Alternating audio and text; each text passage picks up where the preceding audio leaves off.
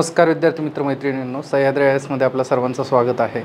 आज आपण जो CSE 2024चा प्रिलिमचा पेपर झालेला आहे त्यातला GS1 जो आपला आहे सामान्य अध्ययन ज्याच्यावरती आपला कट ऑफ ठरतो त्याचं डिटेल एक्सप्लेनेशन बघतो। त्याचा हा सेकंड पार्ट आहे। पहिल्या पार्टमध्ये आपण पहिल्या 50 प्रश्नांवर डिटेल असा रिव्ह्यू घेतलेला आहे, त्याच्या प्रश्नाचे उत्तरं कोणते आहेत आणि बेसिकली त्याचे सोर्सेस कोणते आहेत या संदर्भात आपण चर्चा अगोदरच्या सेशनमध्ये केलेली आहे। ह्या दुसऱ्या पार्टमध्ये आपण उरलेले जे प्रश्न आहे ज्याच्यामध्ये मेजॉरिटी प्रश्न हे पॉलिटी हिस्ट्रीच्या संदर्भामध्ये आहे। पहिल्या सेक्शनमध्ये बऱ्यापैकी जे प्रश्न आलेले आहेत आपण ऑफिशियल पेपरच्या बी सेटच्या अनुषंगाने आपलं हे डिस्कशन चालू असल्या कारणानं सुरुवातीला जे आहे तर पहिल्या प्रश्नामध्ये जिओग्राफी, एन्व्हायरमेंट आणि इकॉनॉमिक्सचे जास्त प्रश्न आपल्याला दिसले होते।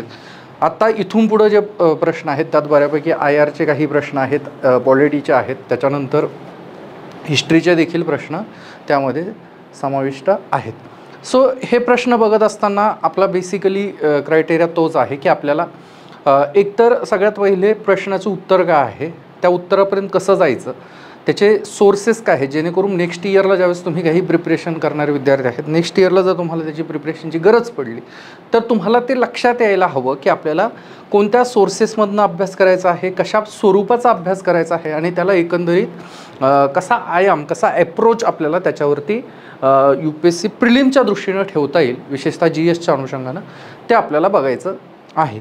सो चालू करूयात। आपले पुढचे जे 51 नंबरचा प्रश्न आहे हा सेट बीच्या अनुषंगानं 51 नंबर आहे। तुमच्याकडे जो प्रश्न पेपर असेल त्या पेपरनुसार तो वेगळा असेल।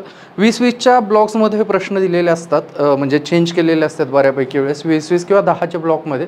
सो जर तुम्हाला हा प्रश्न शोधायचा असेल तर 1, 11, 21, 31, 41 अशा ठिकाणी हा प्रश्न शोधा जर तुमच्या सेट बी ऐवजी कोणता असेल। बीमध्ये 51 नंबरचा आहे, ABCD मध्ये वेगळ्या प्रकारचा त्या ठिकाणी असू शकतो। सो त्यामुळं तसं तुम्ही ते बघा, नाही तर तुम्ही कन्फ्यूज व्हाल की सरांनी 51 नंबरचा प्रश्न हा सांगितला आहे आणि माझ्या सेटमध्ये तर हा नाहीच आहे।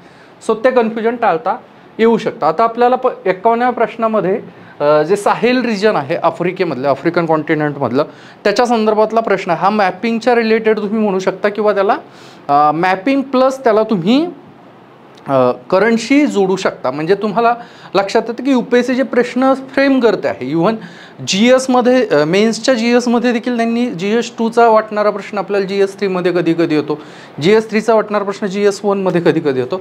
त्याच प्रकारचा हा प्रश्न आहे की 2 सब्जेक्ट इथं कंबाईन होताना आपल्याला दिसत आहे। तुम्हाला साहेल रिजन काय आहे ते माहीत असणं गरजेचं आहे। जॉग्राफिकल पर्स्पेक्टिव्हनं तुम्हाला साहेल रिजनचा मॅप तुम्हाला व्हिज्युअलाइज होणं गरजेचं आहे आणि IRच्या दृष्टीनं किंवा करंट अफेअर्सच्या दृष्टीनं तिथं आत्ताची पॉलिटिकल सिच्युएशन काय आहे, पॉलिटिकल सिच्युएशन अक्रॉस वर्ल्ड याच्या संदर्भात UPSC बऱ्यापैकी स्ट्रेस मागच्या 2 ते 3 वर्षामध्ये देताना आपल्याला दिसतो। हा ट्रेंड कंटिन्यू आहे कारण की वर्ल्ड लेवलला, जागतिक पातळीवरती त्या ठिकाणी इन्स्टॅबिलिटी आहे, वेगवेगळ्या प्रकारचे संघर्ष होताना आपल्याला दिसत आहे आणि राज्यसत्तेच्या वेगवेगळ्या प्रारूपामध्ये ॲस्पिरेशन्स ते त्या ठिकाणच्या समूहांचे निर्माण होताना आपल्याला दिसत आहे। त्या दृष्टीनं हे महत्त्वाचं आहे।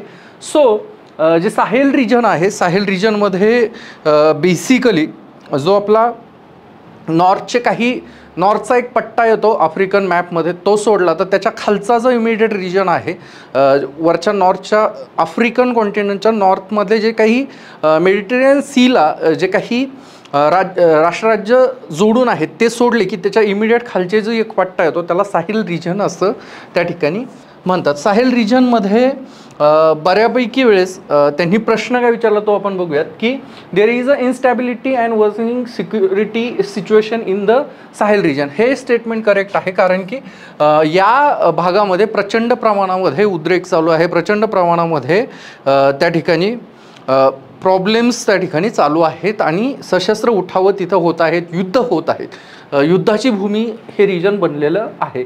त्याच्यानंतर सेकंड स्टेटमेंट आहे there have been military take over coups डिक्टेट in several countries of the Sahel region in the recent past. आता रिसंट पास्टमध्ये तुम्हाला त्या ठिकाणी विचारलेलं आहे की रिसंट पास्टमध्ये तिथं काही ठिकाणी मिलिटरी टेक ओव्हर झालेलं आहे का, मिलिटरीनं तिथले राष्ट्रराज्यातले जे सरकार आहेत ते उलथून टाकलेले आहेत का, अशा प्रकारचा हा प्रश्न आहे। तर हे दुसरं स्टेटमेंट देखील करेक्ट आहे. मागच्या 3 वर्षामध्ये जर तुम्ही 2021 ते 23च्या मध्ये जर बघितलं तर 7 ठिकाणी त्या ठिकाणी आपल्याला 7 असे देश येतात की जिथं सशस्त्र उठाव मिलिटरीचा उठाव झालेला दिसतो आहे साहेल रिजनमध्ये. सो दोन्ही स्टेटमेंट करेक्ट आहे. आणि आपल्याला एक थोडीशी इंटरनॅशनल रिलेशनची एक ओढ असेल किंवा तुम्हाला त्याची एक थोडीशी बेसिक अंडरस्टँडिंग असली तरी हा प्रश्न तुम्हाला सोडवणं त्या दृष्टीनं सोपं आहे. साहेल रिजनमधले कोणते कोणते कंट्रीज आहे जिथं मागच्या 3 वर्षामध्ये सशस्त्र उठाव झालेले आहेत ते आपल्याला बघणं गरजेचं आहे. त्यामध्ये गबाना आहे, नायजर आहे, बुर्किना फासो आहे, सुदान आहे, गुनिया, चांद आणि माली. ह्या सगळ्या राष्ट्रराज्यांमध्ये वेगवेगळ्या प्रकारचे लष्करांचे उठाव त्या ठिकाणी आपल्याला झालेले दिसत आहेत. त्यामुळं दोन्ही स्टेटमेंट करेक्ट आहे. आणि हे जे पहिल्या स्टेटमेंट सांगितलेलं आहे कधी कधी विद्यार्थ्यांना कन्फ्युजन होतं. असर्शन रिझनिंग टाईपमध्ये जर प्रश्न आला की एक्सप्लेन करतं का, तर हा पहिलं स्टेटमेंट काय आहे की इन्स्टॅबिलिटी आणि सिक्युरिटी खराब झालेली आहे. सो त्याला हे नक्कीच एक्सप्लेन करतं. सेकंड स्टेटमेंट त्याला एक्सप्लेन करतं कारण की मिलिटरी टेकओव्हरच्या नंतर तिथं सिव्हिल वॉर लाईक सिच्युएशन काही ठिकाणी झालेलं आहे. त्यामुळे तिथली ज्या सिक्युरिटी आहे, इंटरनल सिक्युरिटी असेल, एक्सटर्नल सिक्युरिटी असेल, त्याच्यावर मेजर इम्पॅक्ट झालेला आपल्याला दिसतो. सो ह्याचं उत्तर आहे both statement 1 and 2 are correct and statement second explains the statement 1. म्हणजे दुसरं वाक्य हे पहिल्या वाक्याचं करेक्ट एक्सप्लेनेशन आहे असं या ठिकाणी आपल्याला म्हणता येईल. त्याच्यानंतर पुढचा प्रश्न आहे India does not consider the following statement. परत 2 स्टेटमेंट आहे त्याच्यावरून असर्शन रिझनिंग करायची आहे. India does not import apples import apples from the united state of America. पहिल्यांदा हे वाक्य असल्यावर तुमचं काय एक्सप्रेशन असेल? कोणताही देश इतर देशातनं काही एक्सपोर्ट इम्पोर्ट करत आहे. सो त्याच्यामध्ये हे या प्रकारचं कन्स्ट्रेंट असेल का असं आपल्याला पहिल्याच इन्स्टन्सला नाही वाटत. कारण की बऱ्यापैकी वेळेस इम्पोर्टवर जर रेस्ट्रिक्शन्स केले किंवा एक्सपोर्टवर रेस्ट्रिक्शन, जसं ओनियन एक्सपोर्टचा रेस्ट्रिक्शन हे रिसेंट इलेक्शन्समध्ये खूप महत्त्वाचा मुद्दा होता की कांद्याच्या आयात आणि निर्यात धोरणामध्ये जी इन्स्टॅबिलिटी आहे त्याचा कसा इफेक्ट होतो ह्याच्यावर चर्चा झालेली दिसते. म्हणजे जर ॲपलच्या संदर्भात, सफरचंदांच्या संदर्भात असं काही असतं तर तुमच्या ते वाचनात आलं असतं. तसं काही नाही आहे युनायटेड नेशन. इनफॅक्ट जर तुम्ही व्यवस्थित बघितलं आणि बातम्या जर तुम्ही बघितलेल्या असतात तर रिसेंटली वॉशिंग्टन स्टेट जे आहेत तिथनं त्या ठिकाणी आपल्याला 1 मिलियन बॉक्सेस ॲपलचं जे इम्पोर्ट झालेलं आहे भारतामध्ये आणि त्या संदर्भात बऱ्यापैकी चर्चा देखील अमेरिकेमध्ये झालेली होती. सो पहिलं स्टेटमेंट इनकरेक्ट आहे की आपण तिथनं इम्पोर्ट करत नाही असं नाही आहे, आपण तिथनं इम्पोर्ट करत आहे. In India the law prohibits the import of genetically modified food without the approval of competent authority. आता तुम्हाला हे दुसरं स्टेटमेंट याच्याकरताच दिलेलं आहे की तुम्ही थोडंसं कन्फ्यूज झालं पाहिजे. तुम्हाला असं वाटलं पाहिजे की अमेरिकेतनं जे सफरचंद आपण इम्पोर्ट करतो किंवा अमेरिकेतलं जे सफरचंद आहे त्याच्या जे काही त्याचं उत्पादन घेतलं गेलं आहे त्याच्यात खरंच जेनेटिकली मॉडिफाईड फूड्स वापरू शकतात का आणि हे खरंच जेनेटिकली मॉडिफाईड आहे का. त्यामुळं हे जे कन्फ्युजन आहे ते कन्फ्युजन क्रिएट करण्याकरिताच हे स्टेटमेंट होतं. परंतु असं काही नाही आहे तिथं तुम्हाला म्हणजे हे सेकंड स्टेटमेंट त्याच्यातल्या दृष्टीनं करेक्टच आहे की भारतामध्ये जर तुम्हाला जेनेटिकली मॉडिफाईड क्रॉप्स इम्पोर्ट करायचे असेल तर अर्थातच तुम्हाला त्याच्यामध्ये काही प्रमाणामध्ये जे नियम आहेत त्या नियमांचं पालन करावं लागतं. त्यांच्या परमिशन्स तुम्हाला अप्रुव्हल्स तुम्हाला त्या ठिकाणी घ्यावा लागतात. परंतु जे आपण बघितलेलं आहे ते काही कारण नाही आहे आणि विशेषतः पहिलं स्टेटमेंटच इनकरेक्ट असल्यामुळं तुम्हाला उत्तर शोधणं सोपं आहे. Statement 1 is incorrect and statement 2 is a correct. So D answer ह्याचं तुम्ही लिहू शकता. त्याच्यानंतर पुढचा प्रश्न आहे तो आपल्याला with the reference to the speaker of Lok Sabha consider the following statements. आता स्पीकर ऑफ लोकसभा ही जी पोझिशन आहे, स्पीकर जे आहेत लोकसभेचे अध्यक्ष जे आहेत यांच्या संदर्भात तुम्हाला मागच्या 1-1.5 वर्षामध्ये भरपूर लिखाण दिसतं आहे. आणि इथून आत्ता जनरल इलेक्शन संपल्याच्या नंतर जो लोकसभा स्पीकर आहे ते कोणत्या पक्षाचे होतील त्याच्याबद्दल काय बार्गेनिंग चालू आहे का याच्या संदर्भात देखील तुम्हाला भरपूर चर्चा वाचताना मिळते आहे, भरपूर चर्चा होताना दिसते आहे. सो लोकसभा स्पीकर हे मागच्या काही काळामध्ये कॉन्ट्रोवर्सीमध्ये देखील होतं, काही काळामध्ये त्याच्यावरती वेगवेगळ्या प्रकारचा वेगवेगळ्या कारणांनी काहीतरी फोकस त्या पदावरती होता, त्यामुळं या पोझिशनवर किंवा ह्या स्पीकरच्या पदाच्या संदर्भात प्रश्न येणं स्वाभाविक होतं. तर प्रश्न काय सांगतो, while any resolution for the removal of the speaker, म्हणजे आता स्पीकरच्या रिमूव्हलचं जे मोशन आहे त्याच्या अनुषंगानं हा प्रश्न इथं फ्रेम करण्यात आलेला आहे, हे तुमच्या लक्षात येणं गरजेचं आहे. त्याच्यात त्यांनी काय विचारलं, which of the following statement given statements are correct. आता इथं स्टेटमेंट 3 स्टेटमेंट दिलेले आहे. He she shall not preside. Shall not preside म्हणजे ज्यावेळेस त्यांच्या रिमूव्हलची प्रोसेस चालू असते, त्यांना त्या पदावरनं काढून टाकण्याची प्रोसेस चालू असते, तर अर्थातच ते तिथं प्रिसाइड करत नाही, हे प्रोव्हिजन आहे. दुसरा स्टेटमेंट आहे he she shall not have right to speak. पण तुम्हाला माहित आहे की इथं त्यांना राईट टू स्पीक देण्यात आलेला आहे की तुम्ही तुमचं डिफेंड त्या ठिकाणी करू शकता, तुमच्यावर जे आरोप झालेले आहेत त्याबद्दल तुम्ही तुमचं मत मांडू शकता. त्यामुळं सेकंड स्टेटमेंट हे इनकरेक्ट आहे. थर्ड स्टेटमेंट काय सांगतं, he she shall not be entitled to vote on the resolution in the first instance. हालाकी हे एक्झॅक्ट रिव्हर्स स्टेटमेंट आहे की ज्यावेळेस इतर नॉर्मल पोझिशन म्हणजे फक्त त्यांच्या रिमूव्हलची प्रोसेस सोडली तर बाकी सगळ्या प्रोसेसमध्ये त्यांना फर्स्ट इन्स्टंटला वोट करता येत नाही. तुम्हाला माहिती आहे की कास्टिंग वोटची कन्सेप्ट आहे की जर इक्वल डिव्हिजन झालं, वोट डिव्हिजन इक्वल झालं लोकसभेमध्ये, तर मग कास्टिंग वोट म्हणून त्यांना मतदान करण्याचा अधिकार येतो की आता इक्वल झालेलं आहे आणि मग स्पीकरचं जे मत आहे ते त्या ठिकाणी महत्त्वाचं ठरतं. व्हेअरएज ज्यावेळेस त्यांच्या रिमूव्हलची प्रोसेस चालू असते त्यावेळेस त्यांचं जे मत आहे ते सगळ्यात पहिले त्यांना तिथं टाकता येतं. सो थर्ड स्टेटमेंट सुद्धा इनकरेक्ट आहे.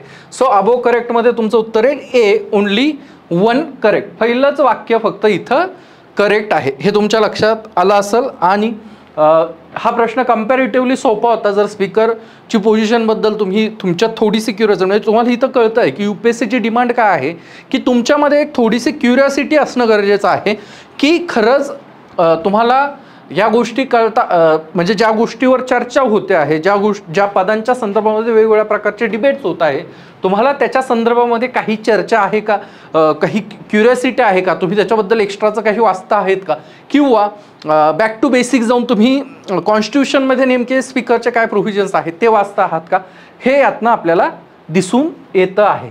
त्याच्यानंतर पुढचं स्टेटमेंट आहे 54वा प्रश्न आहे, with the reference to the Indian parliament consider the following statement. भारतीय संसदेच्या संदर्भामध्ये तुम्हाला विचार करायचा आहे आणि ह्या प्रश्नाचं उत्तर द्यायचं आहे. आता बेसिकली इलेक्शन इयर्समध्ये आपण असं बऱ्यापैकी वेळेस प्रिडिक्ट करतो किंवा बघितलं असेल, तुम्ही तुमचं ऑब्झर्वेशन असेल, माझंही ऑब्झर्वेशन आहे की UPSCचे ज्या मेजर घडामोडी त्या वर्षात होत असतात त्याच्या संदर्भात प्रश्न, त्यांच्या बेसिक्समधनं प्रश्न येण्याची शक्यता दाट असते. प्रेसिडेंट इलेक्शनच्या मध्ये इलेक्शन इयर असल्याच्या नंतर बऱ्यापैकी वेळेस प्रश्न हा प्रेसिडेंट इलेक्शनमध्ये इलेक्ट्रोलाइट कॉलेज कसं असतं, त्या इलेक्शन्स कोण लढू शकतं, अशा स्वरूपाचे प्रश्न येताना दिसतात. लोकसभा डिझॉल्व्ह होत असते त्यावेळेस लोकसभेमधले कसे एकंदरीत लॅब्स, बिल जे लॅब्स होतात त्यांच्या संदर्भात प्रश्न विचारले जातात. ज्यावेळेस किंवा मग ते ज्यावेळेस सेशन संपतं त्याला काय म्हणतात, प्रोरोगेशन कशाला म्हणतात, अशा प्रकारचे देखील प्रश्न त्या ठिकाणी येताना दिसतात.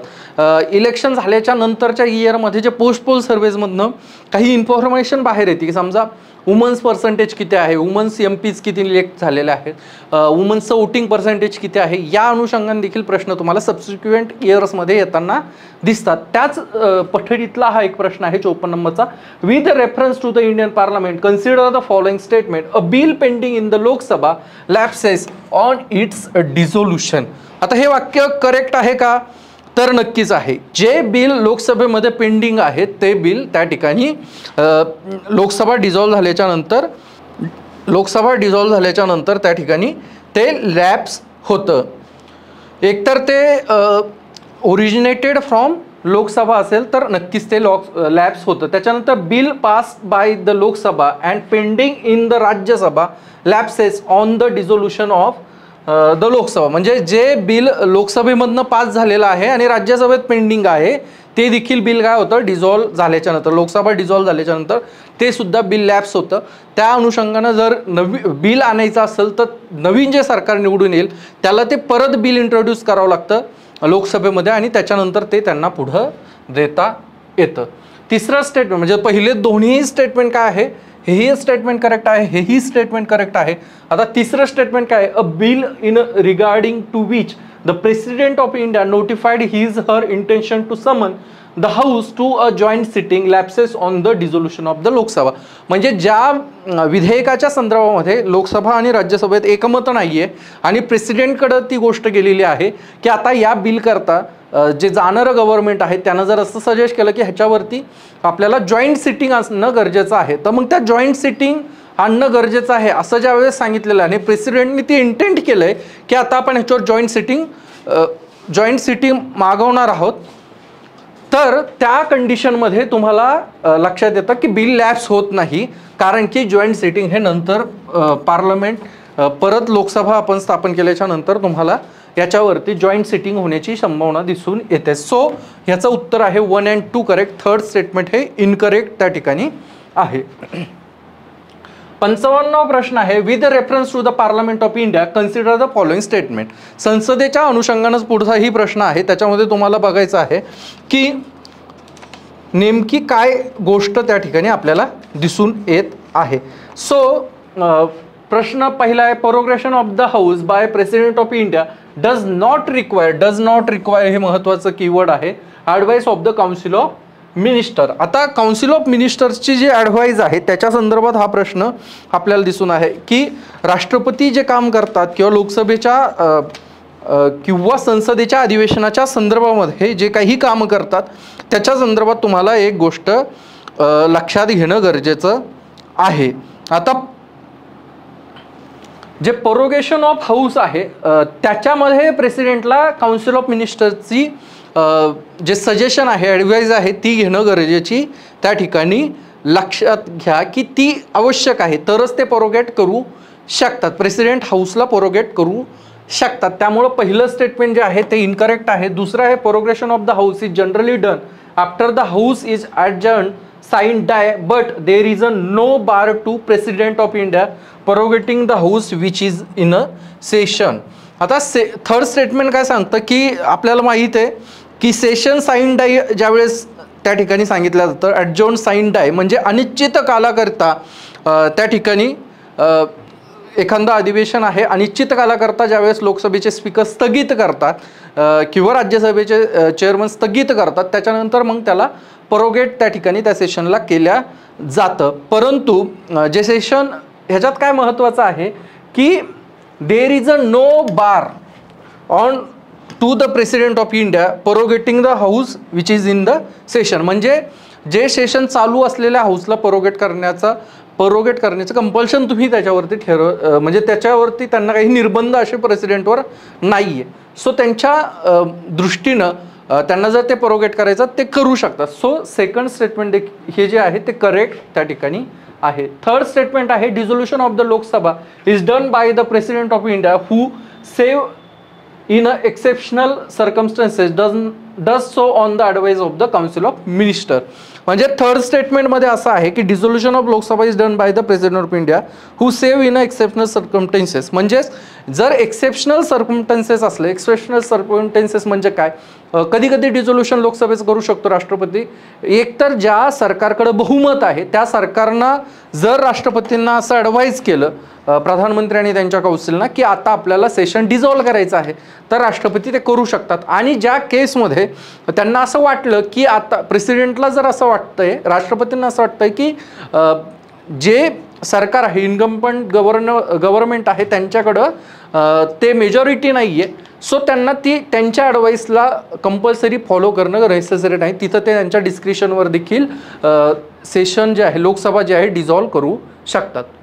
सो जे लास्ट स्टेटमेंट आहे, थर्ड स्टेटमेंट, ते देखील तुमचं करेक्ट आहे. So second and third C option हा तुमचा ह्याचं उत्तर ठरतं आहे की सी ऑप्शन दुसरं आणि तिसरं जे वाक्य आहे ते त्या ठिकाणी करेक्ट आहे.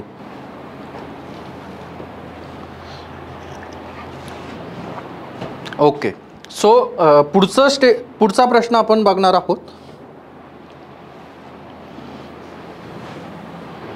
Consider the following statement. आता दोन स्टेटमेंट दिलेलं आहे युरोपियन युनियनच्या संदर्भात आणि विशेषतः ज्याच्यावरती बऱ्यापैकी वेळेस चर्चा आपल्याला होताना दिसत आहे ते म्हणजे नेट झिरोच्या संदर्भामध्ये, नेट झिरो कार्बन इमिशनच्या संदर्भामध्ये प्रत्येक वेळेस त्याच्यावर जी काही चर्चा होते आणि त्याच्यात आपले जे काही व्हेकलच्या BEC नॉर्म्स जे आहे, BIC जे नॉर्म्स आहेत त्याच्या संदर्भात देखील आपल्याला युरोपियन युनियनचा काही अनुषंगाने चर्चा होताना दिसते. आणि त्याच पर्स्पेक्टिव्हमध्ये हा प्रश्न आलेला आहे की कन्सिडर द फॉलोइंग स्टेटमेंट. पहिलं स्टेटमेंट सांगतात की the European parliament approved the net zero industry act recently. पहिलं वाक्य काय आहे, तर पहिल्या वाक्यात असं सांगितलेलं आहे की युरोपियन युनियनना नुकतंच net zero industry act policy जी आहे ती पास केलेली आहे. Net zero industry act pass केलेला आहे. हे वाक्य काय आहे, हे वाक्य करेक्ट आहे. नक्कीच आत्ता रिसेंटली त्याच्यावरती युरोपियन युनियनना कायदा पास केलेला आहे.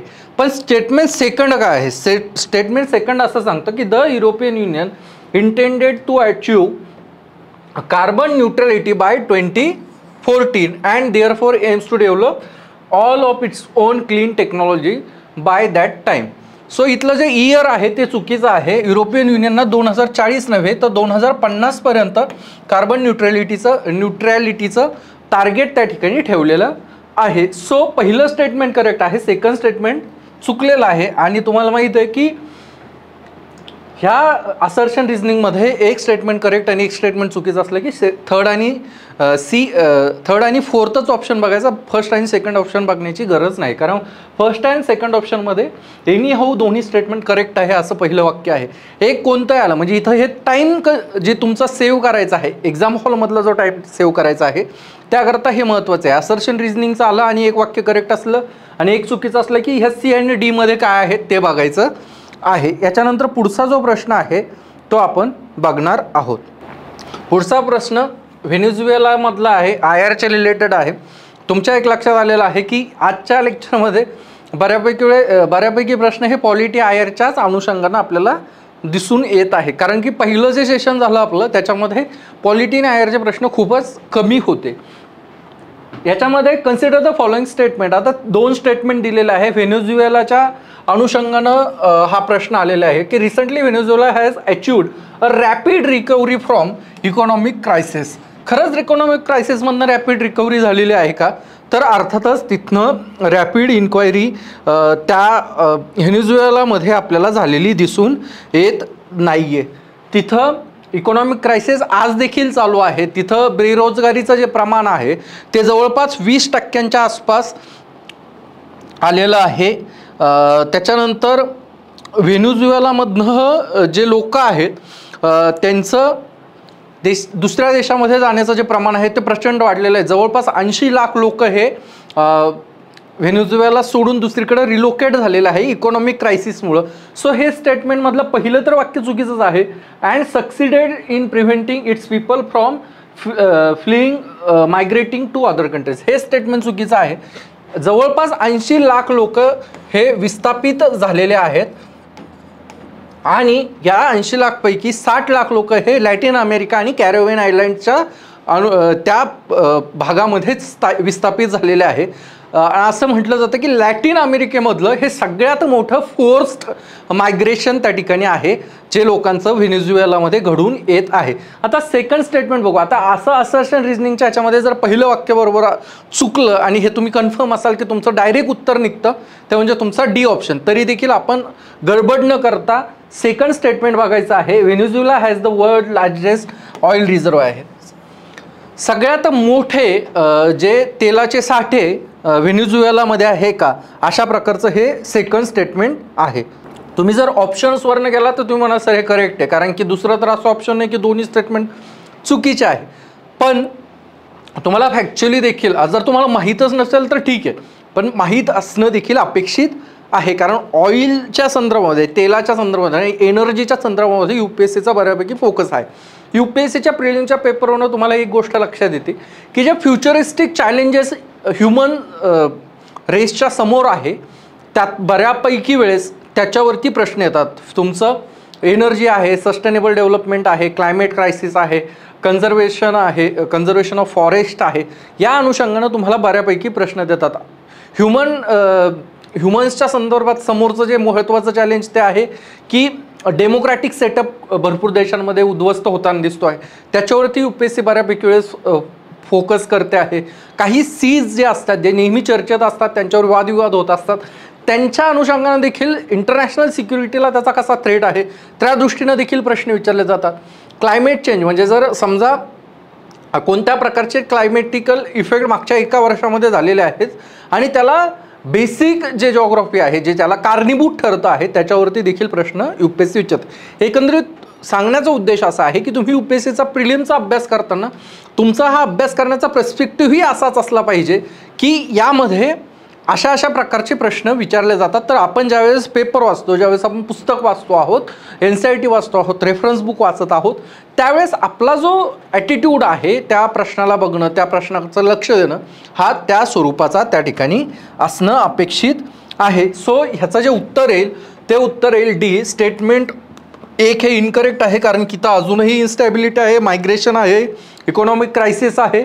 आणि सेकंड स्टेटमेंट जे आहे ते करेक्ट आहे कारण की व्हेनेझुएला जवळपास जगाच्या 17% जे ऑइल साठे आहेत तिथं व्हेनेझुएलामध्ये मिळतात. जवळपास त्याला 303 बिलियन बॅरल इतका तेलसाठा, नोन तेलसाठा व्हेनेझुएलामध्ये आजच्या घडीला त्या ठिकाणी आहे.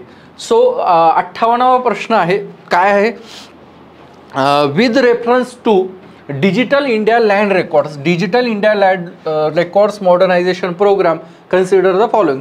डिजिटल इंडियाच्या अंतर्गत ज्यावेळेस तुमचे जमिनीच्या संदर्भातले जे काही दस्तावेजीकरण आहे याच्यावर एक जास्तीत जास्त फोकस दिलेला आहे, त्या अनुषंगानं हा प्रश्न आलेला आहे आणि हा बेसिकली स्कीम बेस्ड प्रश्न आपण याला म्हणू शकतो. तर पहिला स्टेटमेंट काय सांगता आहे आणि इथं तुम्हाला करेक्ट स्टेटमेंट बघायचं आहे. मी या पेपरमध्ये ऑब्झर्व केलं की जवळपास सर्व स्टेटमेंट हे करेक्ट स्टेटमेंट फाइंड करणारे प्रश्न आहे.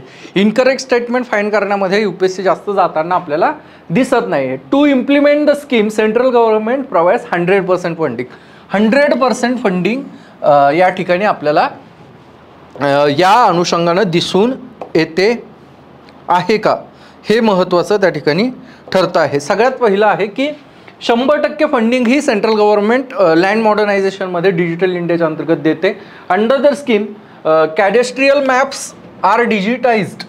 जे कॅडेस्ट्रियल मॅप्स असतात ते डिजिटाइज करण्याचं काम याच्या अंतर्गत करण्यात आलेलं आहे. सेकंड स्टेटमेंट करेक्ट आहे, फर्स्ट स्टेटमेंट करेक्ट आहे आणि थर्ड स्टेटमेंट काय, an initiative has been undertaken to translate the records of rights from a local language to the language recognize by constitution of India.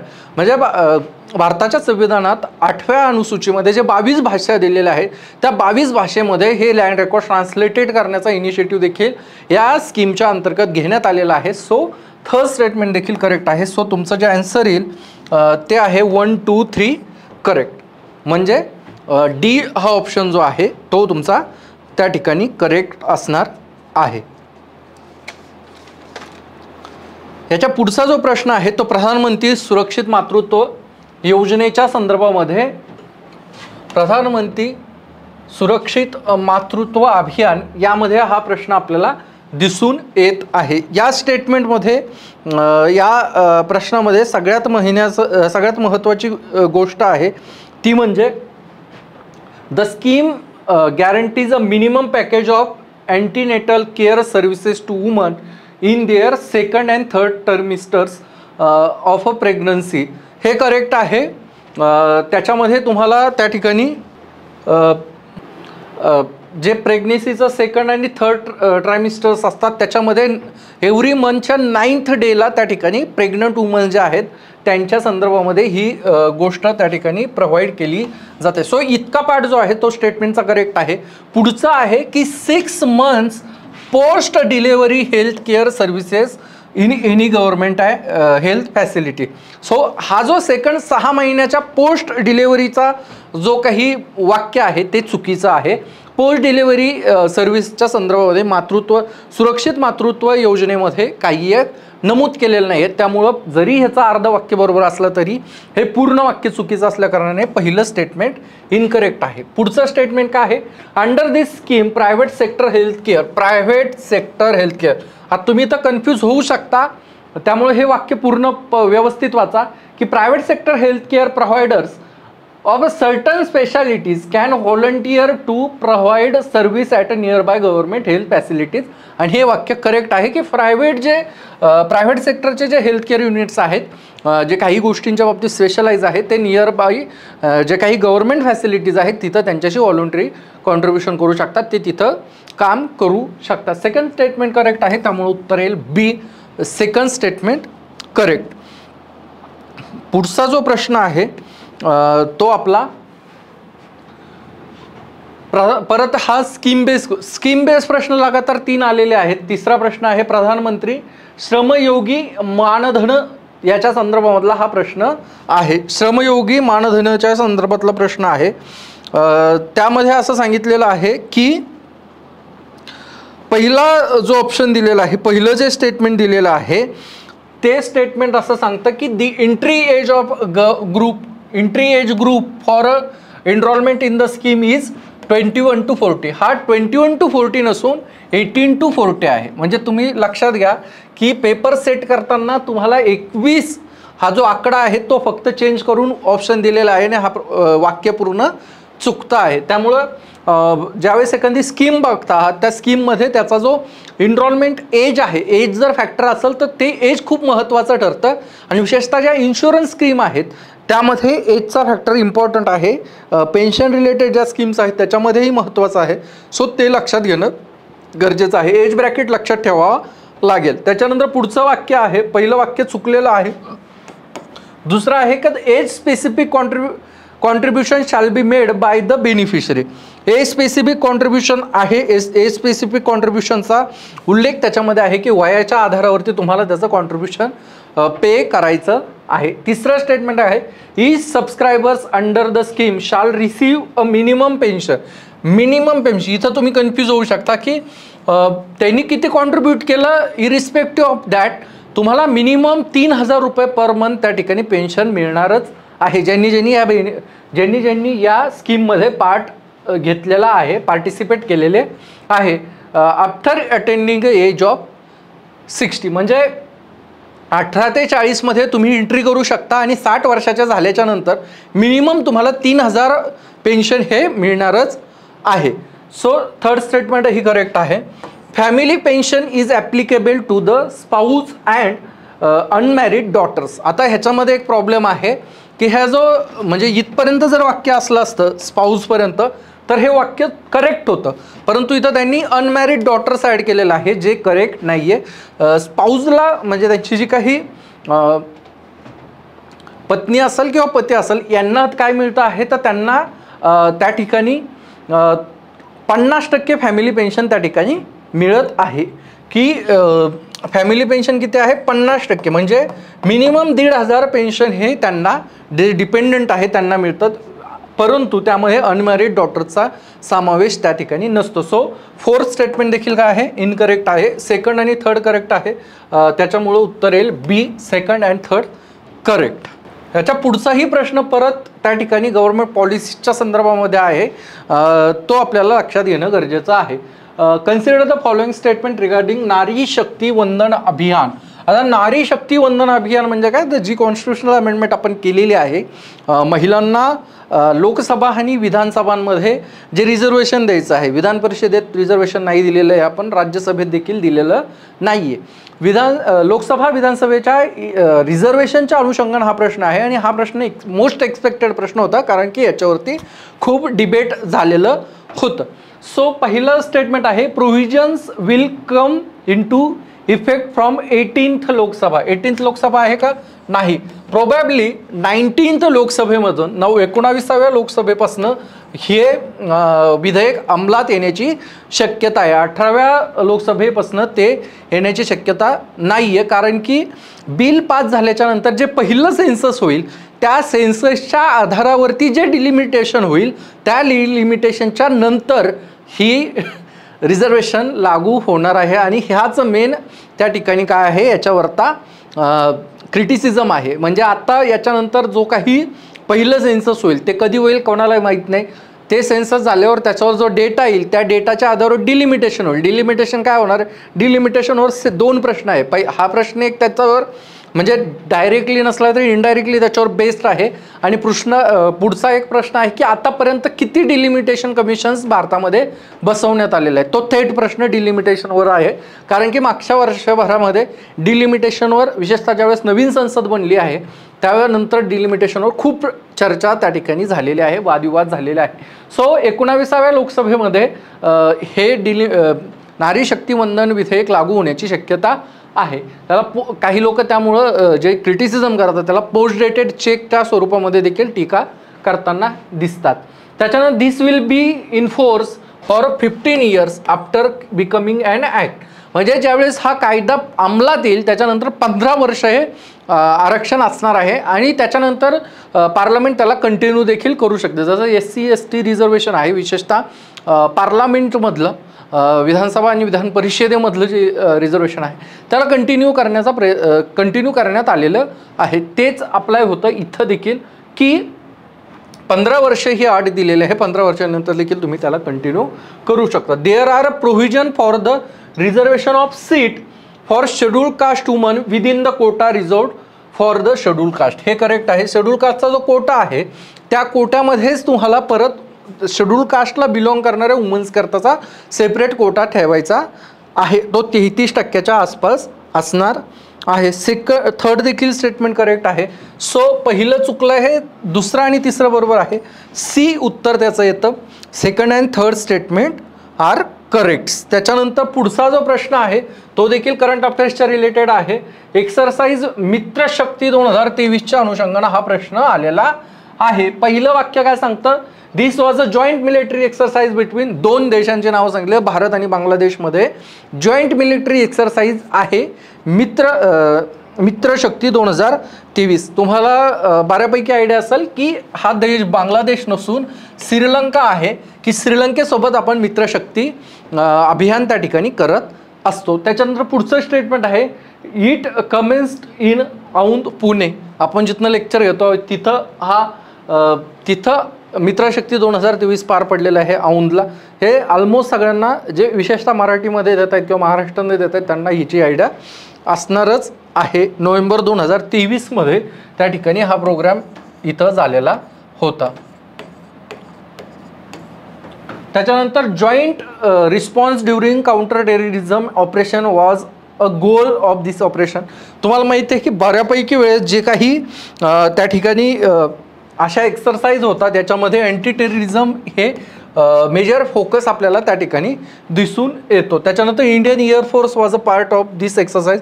हे देखील correct आहे. Indian एअरफोर्सनं खूप चांगल्या प्रकारे या जे काही एक्सरसाइज झाली होती त्याच्यामध्ये प्रदर्शन केलेलं होतं आणि ते चर्चेत देखील आलेलं होतं. सो चौथंही स्टेटमेंट करेक्ट आहे. फक्त पहिलं स्टेटमेंट करेक्ट आहे, इनकरेक्ट आहे. आणि तो मेजर इनकरेक्शन काय आहे तर देशाचं नाव चुकीचं सांगितलेलं आहे. सो 2, 3 आणि 4 हा करेक्ट उत्तर त्या ठिकाणी ठरतं.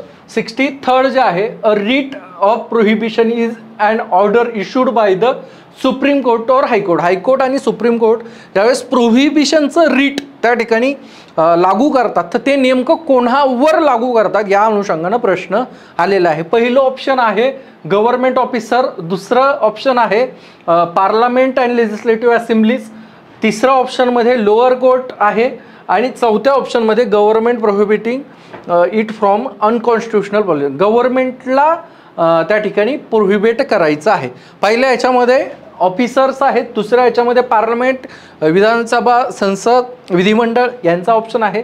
थर्ड आहे लोअर कोर्ट. तुम्हाला माहिती आहे प्रोहिबिशन म्हणजे काय तर सुप्रीम कोर्ट, हायकोर्ट काय सांगतं लोअर कोर्टला की तुम्ही ही केस तुम्ही घेऊ नका, तुम्हाला आम्ही याच्यापासून प्रोहिबिट करत आहोत.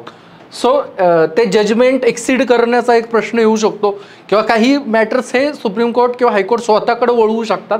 त्या अनुषंगानं प्रोहिबिशन हा रीट वापरण्यात येतो आणि तो बऱ्यापैकी वेळेस रीट हा लोअर कोर्टच्याच अगेन्स्ट त्या ठिकाणी असतो, लोअर कोर्टला सांगणारा असतो. 64वा प्रश्न आहे consider the following statement.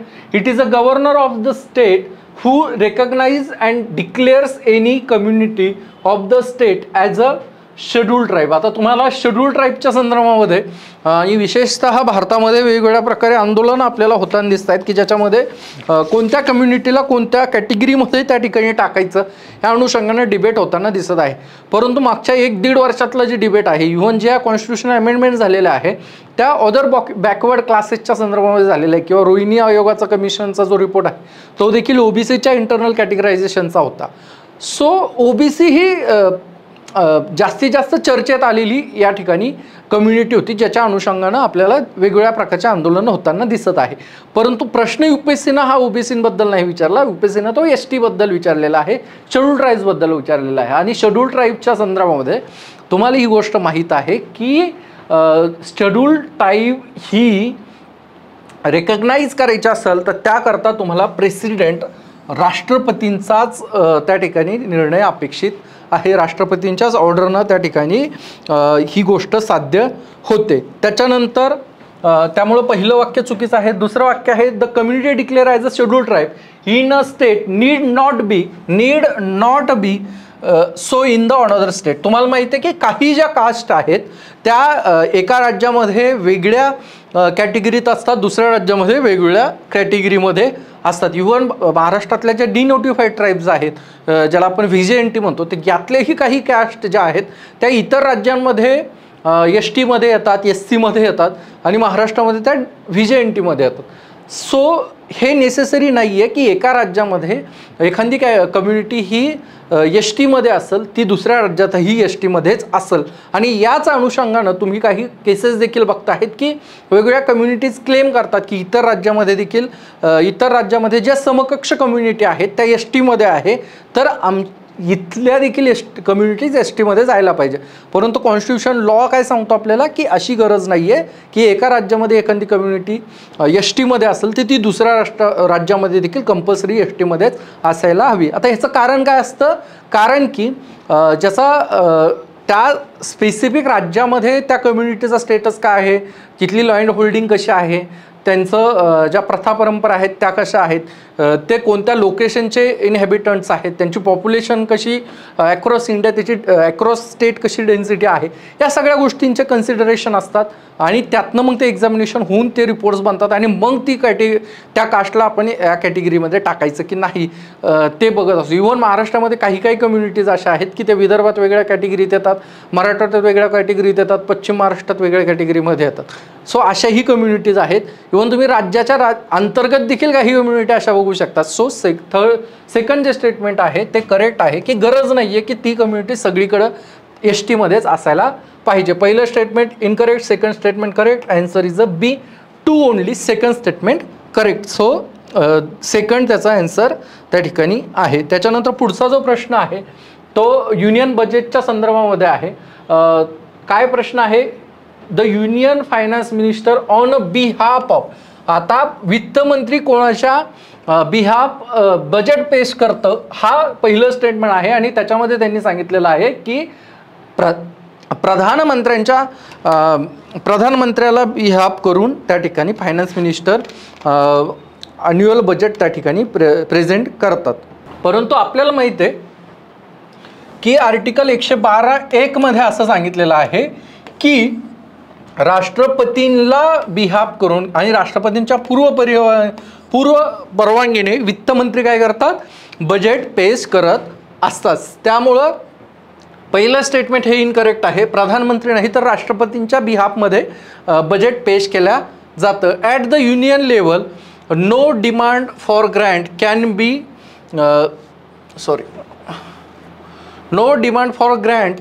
B made except on the recommendation of the president of India. तुम्हाला माहिती आहे की डिमांड ऑफ ग्रँट ज्या आहेत त्या तुम्ही फक्त आणि फक्त राष्ट्रपतींच्या पूर्वपरवानगीना त्या ठिकाणी देऊ शकतात. सो सेकंड जे स्टेटमेंट आहे ते करेक्ट आहे की तुम्हाला राष्ट्रपतींची पूर्वपरवानगी घ्यावीच लागते. पहिलं statement incorrect, second statement correct. So answer is a B, 2 only. पुढचा प्रश्न आहे तो आपल्याला परत हे सहसा असं होत नाही की बुक्सच्या संदर्भामध्ये UPSC प्रश्न यायचे. म्हणजे ह्या जवळपास 2013-14च्या आसपास असे प्रश्न यायचे की ऑथर विचारला जायचं.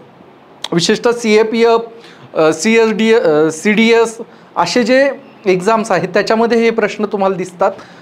पहिल्यांदा असं झालं आहे रिसंट काळामध्ये की बुक्सच्या संदर्भामध्ये UPSCने CSA सिव्हिल्सच्या प्रिलिम्सला प्रश्न विचारलेला आहे. सो प्रश्न आहे आणि त्याचं कारण आहे कारण मिनिस्टरनं लिहिलेलं आहे द इंडिया वे आणि व्हाय भारत मॅटर्स हे जे पुस्तक आहे ते भारताचे परराष्ट्रमंत्री सुब्रमण्यम जयशंकर यांचं जयशंकर यांचे हे दोन्ही पुस्तक आहे. तुम्हाला इथं लक्षात येतं कदाचित तुम्ही इथं कन्फ्यूज होऊ शकता. आता नलिनी मेहता किंवा भूपेंद्र यादव तुम्हाला माहिती आहे की ते त्यांच्याकडे काही पर्याय त्यांचं परराष्ट्र मंत्र्यांच्या अनुषंगानं काही एक नाही आहे. कदाचित तुम्ही इथं शशी थरूर आणि जयशंकर यांच्यात कन्फ्यूज होऊ शकता. परंतु बऱ्यापैकी पॉल सायन्सच्या विद्यार्थ्यांना तर कंपल्सरी हे माहीतच असणार आहे की जयशंकरचं हे पुस्तक आहे आणि इतरांनाही ते माहीत असायला हवं कारण की त्याच्यावरती बऱ्यापैकी वेळेस चर्चा झालेली आहे. हिंदूमध्ये त्याच्यावर लिखाण झालेलं आहे. वन लाईनर होता, सिम्पल होता, तुमचा चुकायला नको आहे आणि जर लईच प्रॉब्लेम असेल की तुम्हाला फॅक्च्युअली हे माहीतच नाही तर मग अशा वेळेस तुम्ही ते स्किप करा, तुक्का मारू नका कारण तिथं either you know or you don't know अशा स्वरूपाचा प्रश्न होता. पुढचं आहे कन्सिडर द फॉलोइंग पेअर्स. आता इथं काय आहे की काही देश दिलेले आहेत आणि हे देश कशाच्या अनुषंगानं त्या ठिकाणी चर्चेमध्ये आहे ते त्या ठिकाणी विचारलेलं आहे. पहिलं आहे Argentina, worst economic crisis. Worst economic crisis आहे कारण की जवळपास 20% बेरोजगारी आहे या देशामध्ये आणि 50%पेक्षा जास्त पॉप्युलेशन हे BPLमध्ये आहे, बिलो पॉवर्टी लाईन त्या ठिकाणी अर्जेंटिनामध्ये आलेलं आहे. त्यामुळं अर्जेंटिनामध्ये worst economic crisis. Even Latin अमेरिकेमध्ये बऱ्यापैकी राज्यांमध्ये इकॉनॉमिक क्रायसिस फेस होताना दिसत आहे. दुसरा आहे Sudan, war between the countries regular army and paramilitary forces. हे देखील करेक्ट आहे. सुदानमध्ये आपल्याला माहीत आहे की बऱ्यापैकी कॉन्फ्लिक्ट त्या ठिकाणी होताना दिसत आहे. आणि तिसरा आहे Turkey rescinded its membership of NATO. नाही केलेलं आहे रिसेंट, ते आजही टर्की हे नाटोचा मेंबर आहे. सो थर्ड पेअर जी आहे ती इनकरेक्ट आहे. पहिली आणि दुसरी पेअर करेक्ट आहे. आन्सर जे आहे ओन्ली 2 पेअर्स त्या ठिकाणी करेक्ट येतं.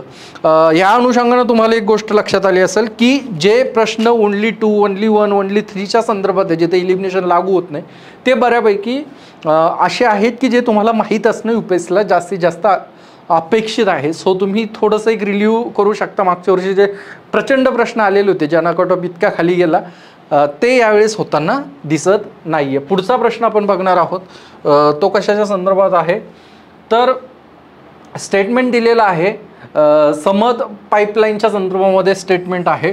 कुठं आहे समद पाईपलाईन तर ही सुएझ कॅनलच्या त्या मार्गावर आहे रेड सीमधनं. त्यामुळं ती तुम्हाला माहीत असणं गरजेचं आहे कारण की गल्फ रिजनमध्ये जे काही गोष्टी होतात आणि तिथलं जे एनर्जीच्या रिलेटेड इव्हन ऑइलच्या रिलेटेड नॅचरल गॅसेसच्या रिलेटेड त्या रिजनबद्दलचं जे महत्त्व आहे ते जगाच्या आर्थिक इकॉनॉमीला चालना देणार आहे. इंधन पुरवठा करणारा हा रिजन असल्याकारणानं बऱ्यापैकी वेळेस तुम्हाला त्याची आयडिया असते. सो पहिला आहे की Sumed pipeline is a strategic route for Persian Gulf oil and natural gas shipments to Europe. तुम्हाला माहिती आहे सुएझ कॅनल क्रायसिस तुम्ही बघितलेला असेल, वर्ल्ड हिस्ट्रीमध्ये ते वाचलेलं असेल. UPSCने सुएझच्याबद्दल पहिलेही प्रश्न विचारलेला आहे. सो समद पाईपलाईन जी आहे ती सुएझ कॅनलच्या अंतर्गत येते. ती सुएझ कॅनलचं लोकेशन तुम्हाला माहीतच आहे, इजिप्तमध्ये आहे आणि तो मेन रूट आहे की जो मेडिटेरियन आणि रेड सीला कनेक्ट करतो आणि मेडिटेरियन सी थ्रू मग ते युरोपासोबत तिथनं सगळा व्यापार त्या ठिकाणी चालतो. सो समद पाईपलाईन जी आहे ती पहिलं जे स्टेटमेंट आहे ते पहिलं स्टेटमेंट करेक्ट आहे. सेकंड स्टेटमेंट काय सांगतं, एक मिनटं, हां सेकंड स्टेटमेंट सांगतं की Sumed pipeline connects Red Sea with the Mediterranean Sea. जे मी आत्ताच सांगितलं की Red Sea Mediterranean Sea through Suez canal च्या नंतर मग तुम्हाला तो एक मार्ग आहे की जो या पाईपलाईनला कनेक्ट करतो. सो सेकंड स्टेटमेंटही करेक्ट आहे. पहिलंही करेक्ट आहे कारण पर्शियन गल्फमधनं जे काही शिपमेंट्स जाणार आहेत युरोपात ते किंवा जे काही पुरवठा होणार आहे तो या पाईपलाईन्स थ्रूच होणार आहे. सो सेकंड स्टेटमेंट करेक्ट आहे, फर्स्ट स्टेटमेंट करेक्ट आहे आणि सेकंड स्टेटमेंट हा फर्स्ट स्टेटमेंटला त्या ठिकाणी करेक्टली एक्सप्लेन करतो. सो ए आन्सर त्याचं असणार आहे. त्याच्यानंतर पुढचा प्रश्न आहे तो consider the following statement red सीच्या संदर्भामध्ये आहे, ज्यावर तुम्हाला माहिती असणं अपेक्षित आहे की पहिला आहे की Red Sea receives very little precipitation, जवळपास 66 mm इतकाच पाऊस त्या ठिकाणी, मिलीमीटर इतकाच पाऊस, 66 मिलीमीटर इतका कमी पाऊस या रेड सीच्या रिजनमध्ये त्या ठिकाणी होतो. त्यामुळे पहिलं स्टेटमेंट करेक्ट आहे. सेकंड आहे no water enters in the Red Sea from rivers, कोणत्याही नदीचं पाणी रेड सीमध्ये पडत नाही. हे देखील स्टेटमेंट करेक्ट आहे. So both the statement correct आहे. म्हणजे IR वर प्रश्न आलेले असले तरी त्याचं जे स्ट्रॅटेजिक लोकेशन आहे किंवा त्याच्यावर जी चर्चा आहे त्या चर्चेच्याच अनुषंगानं प्रश्न आलेला आहे. सो परत एकदा तुम्हाला सजेस्ट करेल की तुम्ही हिंदू असेल, एक्सप्रेस असेल, हे कंटिन्युअस वाचा, त्यांचे एक्सप्लेन सेक्शन वाचा, तिथनं तुम्हाला बऱ्यापैकी हिंट्स या पेपरच्या अनुषंगानं मिळते आहे. पुढचा 17वा प्रश्न आहे according to the Environmental Protection Agency which of the following is the largest source of sulphur dioxide emission. आता एखाद्या स्पेसिफिक एजन्सीच्या नावाने हा प्रश्न आलेला आहे, एन्व्हायरमेंटल प्रोटेक्शन एजन्सी, आणि ह्यातलं तुम्ही जर बघितलं तर लोकोमोटिव्ह युझिंग फॉसिल फ्युअल्स, एक थोडंसं लॉजिक लावा. जर तुम्हाला एक्झॅक्टली ही ऑर्गनायझेशन कोणती आहे, एजन्सी कोणती आहे आणि तिचा रिपोर्ट काय सांगतो हे माहीत नसेल तर तुम्ही एक लावू शकता थोडंसं. Ships using fossil fuels, locomotive using fossil fuels, extraction of metals from ores आणि power plants using fossil fuels. So sulphur डायऑक्साईडचं मॅक्झिमम इमिशन जे आहे, लार्जेस्ट इमिशन जे आहे ते कशानं होऊ शकतं. एक जर तुम्ही क्वांटम बघितला तर तुमच्या एक लक्षात येईल की पॉवर प्लांट्समधनं होण्याची शक्यता सगळ्यात जास्त आहे. लोकोमोटिव्हज, कारण ह्याच्यामध्ये अल्टरनेटिव्ह फ्युअल्स आहेत, त्याच्यात वेगवेगळ्या टेक्नॉलॉजीज तुम्ही वापरलेलं आहे की ज्याच्यातनं ते इमिशन कमी करण्याकरिता प्रयत्न होताना दिसत आहे. परंतु ते तुम्हाला आणि extraction of metals from ores आहेत त्याच्यातही नवीन टेक्नॉलॉजीज आलेल्या आहे. सो तिथं रिडक्शन पॉसिबल आहे. परंतु पॉवर प्लांट्समध्ये आजही आपण ज्यावेळेस फॉसिल फ्युअल्स वापरतो त्यावेळेस बऱ्यापैकी वेळेस सल्फर डायऑक्साईडचं इमिशन सगळ्यात जास्त होण्याची शक्यता असते. सो डी आन्सर याचा करेक्ट आहे. 71वा प्रश्न आहे who is the provisional president of constituent assembly before doctor Rajendra Prasad took over. एक सिनियर मेंबर होते जे बिहारमधनं येत होते आणि काँग्रेस पार्टीला बिलॉंग करत होते, ते म्हणजे डॉक्टर सच्चिदानंद सिन्हा हेच त्या ठिकाणी काय होते, प्रोव्हिजनल प्रेसिडेंट होते कॉन्स्टिट्युएंट असेंब्लीचे. तुम्हाला याच्यात जर ऐन टाईमवर माहीत नसेल, बऱ्यापैकी वेळेस लोकांना माहीत असतं की सच्चिदानंद सिन्हा हे नाव बऱ्यापैकी विद्यार्थ्यांना माहीत असतं, पण तुम्हाला जर माहीत नसेल तर काही गोष्टी आहे, काही लॉजिक्स मी तुम्हाला सांगतो. जर हे माहीत नसेल तरच अप्लाय करायची. सगळ्यात पहिलं आहे की प्रोव्हिजनल प्रेसिडेंट विचारले आहे आणि ते बी कॉन्स्टिट्युएंट असेंब्लीचं विचारलेलं आहे. सी राजगोपालाचारी काय होते तर हे गव्हर्नर जनरल होते, फर्स्ट गव्हर्नर जनरल होते. सो त्यामुळं इंडियन गव्हर्नर जनरल, त्यामुळं यांची शक्यता काय कमी आहे. BR आंबेडकर काय होते, तुम्हाला माहिती आहे की यांचं जे इलेक्शन झालेलं आहे कॉन्स्टिट्युएंट असेंब्लीमध्ये हे फाळणीच्या नंतर झालेलं आहे आणि ते ड्राफ्टिंग कमिटीचे अध्यक्ष होते, म्हणजे ते देखील ऑप्शन असण्याची शक्यता कमी आहे. TT कृष्णमाचारी हे देखील ड्राफ्टिंग कमिटीमध्ये पार्ट होते. सो हे देखील ऑप्शन असण्याची शक्यता कमी आहे. सच्चिदानंद सिन्हा हे करेक्ट उत्तर त्या ठिकाणी आहे. इलिमिनेशन नाही जाऊ शकता, पण असे जे एकदम क्रुशियल फॅक्ट्स आहेत त्या तुम्हाला माहीतच असणं गरजेचं आहे. पुढचा प्रश्न आहे with reference to government of India act 1935, 1935च्या कायद्याच्या अनुषंगाने हा प्रश्न आलेला आहे. पहिलं स्टेटमेंट आहे it provides for the establishment of all India federation. तुम्हाला माहिती आहे की 35च्या कायद्यानं ऑल इंडिया फेडरेशनची स्थापना करण्याची गोष्ट बोललेली आहे, परंतु जे प्रिन्सली स्टेट्स आहेत त्यांनी याच्यात कोणताही पॉझिटिव्ह भूमिका त्या ठिकाणी घेतली नसल्या कारणानं हे फेडरेशन कधी अस्तित्वातच आलेलं नाही आहे. त्यामुळे पहिलं स्टेटमेंट जे आहे ते त्या ठिकाणी करेक्ट आहे की फेडरेशनची गोष्ट तर नक्की झाली होती. दुसरं आहे defence foreign affairs are kept under the control of federal legislature. Federal legislature जे आहे, ज्या केंद्रीय जे विधिमंडळ आहे त्याच्या अंतर्गत आलं होतं का डिफेन्स आणि फॉरेन अफेअर्स, तर नाही. तुम्हाला माहिती आहे की डिफेन्स आणि फॉरेन अफेअर्स हे शेवटपर्यंत गव्हर्नर जनरल ऑफ इंडियाच्याच हातात होतं किंवा त्या अगोदर व्हाईसरॉयच्याच हातात त्या ठिकाणी ह्या 2 पोर्टफोलिओ असायचे. सो सेकंड स्टेटमेंट जे आहे ते इनकरेक्ट आहे. ओनली 1 करेक्ट आहे आणि विचारलं देखील आपल्याला करेक्ट असल्याकारणानं पहिलं ऑप्शन हे त्याचं उत्तर असणार आहे. पुढचा जो प्रश्न आहे तो प्रश्न आहे which of the following work attributed to play writer भासांनी ह्याच्यातलं काय लिहिलेलं आहे ते तुम्हाला विचारलेलं आहे. नाट्यशास्त्र बऱ्यापैकी वेळेस आपल्याला माहीत आहे, भरत मुनींनी ते लिहिलेलं आहे. काव्यालंकार, माधयाम वयोगा आणि महाभाषा. आता हे महाभाषा थोडंसं भाषा हे तुम्हाला थोडंसं कन्फ्यूज होऊ शकतं, परंतु हाही ऑप्शन आहे. सी उत्तर त्याचं आहे. महादायामा वाया योगा हा जो आहे ते त्यांनी लिहिलेलं आहे. याचसोबत त्यांनी भासांनी चारुदत्त आहे, बालचरित्र आहे, दूतघटोत्कच आणि दूतवाक्य हे देखील प्लेस त्या ठिकाणी लिहिलेले आहे भासाने. बाकीचे जे हे प्ले कोणाचे आहेत ते देखील तुम्हाला बघणं गरजेचं आहे. भरत मुनींनी नेमकं काय काय लिहिलेलं आहे हे देखील तुम्हाला UPSCच्या दृष्टीनं महत्त्वाचं आहे. लिटरल हिस्ट्री जी आहे, लिटरेचरची जी हिस्ट्री आहे त्या अनुषंगानं महत्त्वाचं आहे. Sanghabhuti and Indian Buddhist monk who traveled to the China at the end of 4th century AD was the author of commentary on. कशाच्या कमेंट्रीचा ऑथर त्या ठिकाणी संघभूती होते हा प्रश्न आहे. सगळ्यात मेन गोष्ट एक लक्षात घेण्यासारखी आहे की आजपर्यंत UPSCचा ट्रेंड काय होता की चायनीज जे ट्रॅव्हलर्स भारतात आले किंवा जे पर्शियन ट्रॅव्हल्स भारतात आले यांच्या संदर्भात UPSC नेहमी प्रश्न विचारते. हा मला तरी वाटतं की हे पहिला किंवा दुसराच इन्स्टन्स असं की जिथं भारतीय ट्रॅव्हलर्स बाहेर गेलेले आहेत त्यांच्या संदर्भाचा प्रश्न विचारलेला आहे. तर संघभूतींनी जे काही कॉमेंट्री लिहिलेली आहे ती कशाच्या वरती आहे ते याच्यामध्ये तुम्हाला विचारलेलं आहे. त्याचं उत्तर जे आहे सर्वस्तिवादा विनया हा याच्यावरती जी सी जो उत्तर आहे याच्यावरची जी कॉमेंट्री आहे ती कॉमेंट्री त्या ठिकाणी संघभूतींनी लिहिलेली आहे. 75वा प्रश्न आहे consider the following properties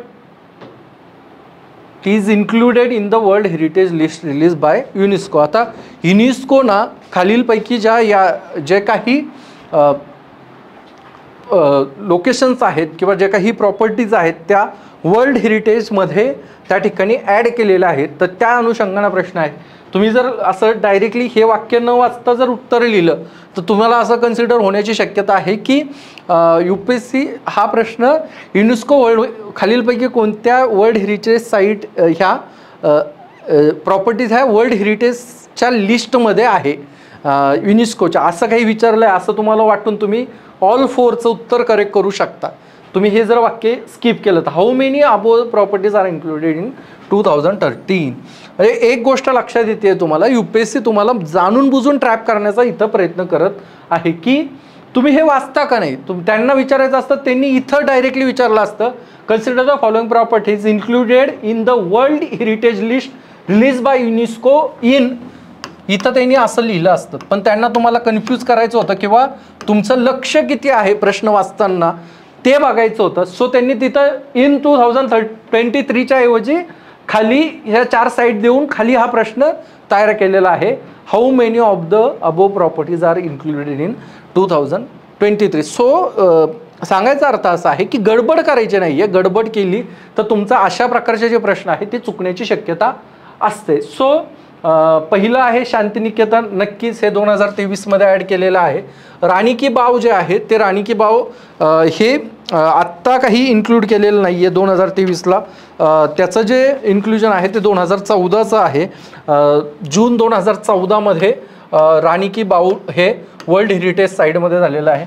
sacred symbols of Hoysala हे नक्कीच 2023मध्ये ॲड केलेलं आहे. आणि 4 जे आहे Mahabodhi Bodh Gaya temple complex at Bodh Gaya हे तुम्हाला माहिती आहे की 2000च्या आसपास हे 2002च्या आसपास हे वर्ल्ड हेरिटेज साईटमध्ये ॲड केलेलं होतंच. त्यामुळं जे शांतिनिकेतन 1 आणि 3 ह्या 2च गोष्टी करेक्ट असल्याकारणानं त्या 2च गोष्टी 2023ला ॲड केल्या असल्याकारणानं ओन्ली 2 करेक्ट त्या ठिकाणी ठरतं आहे.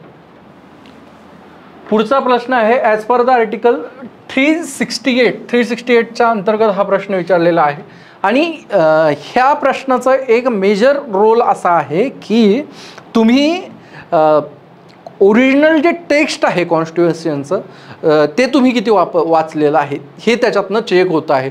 कॉन्स्टिट्यूशनमधलं जे व्हर्बिटिझम आहे ते व्हर्बिटिझम एक्झॅक्टली विचारण्याचा प्रयत्न ह्या प्रश्नामध्ये आपल्याला दिसून येतो. त्यामध्ये प्रश्न असा आहे की 368च्या अंतर्गत जी काही घटनादुरुस्तीचं प्रोव्हिजन आहे त्या प्रोव्हिजनमध्ये कशा कशाचा समावेश होतो असा हा प्रश्न आहे. ॲडिशन, व्हेरिएशन आणि रिपेल ह्या तिन्हीचा समावेश होतो आणि हे तिन्ही डायरेक्ट जे व्हर्बिटिझम आहे कॉन्स्टिट्यूशनमधलं त्यामध्ये हे 3 कीवर्ड त्या ठिकाणी येतात.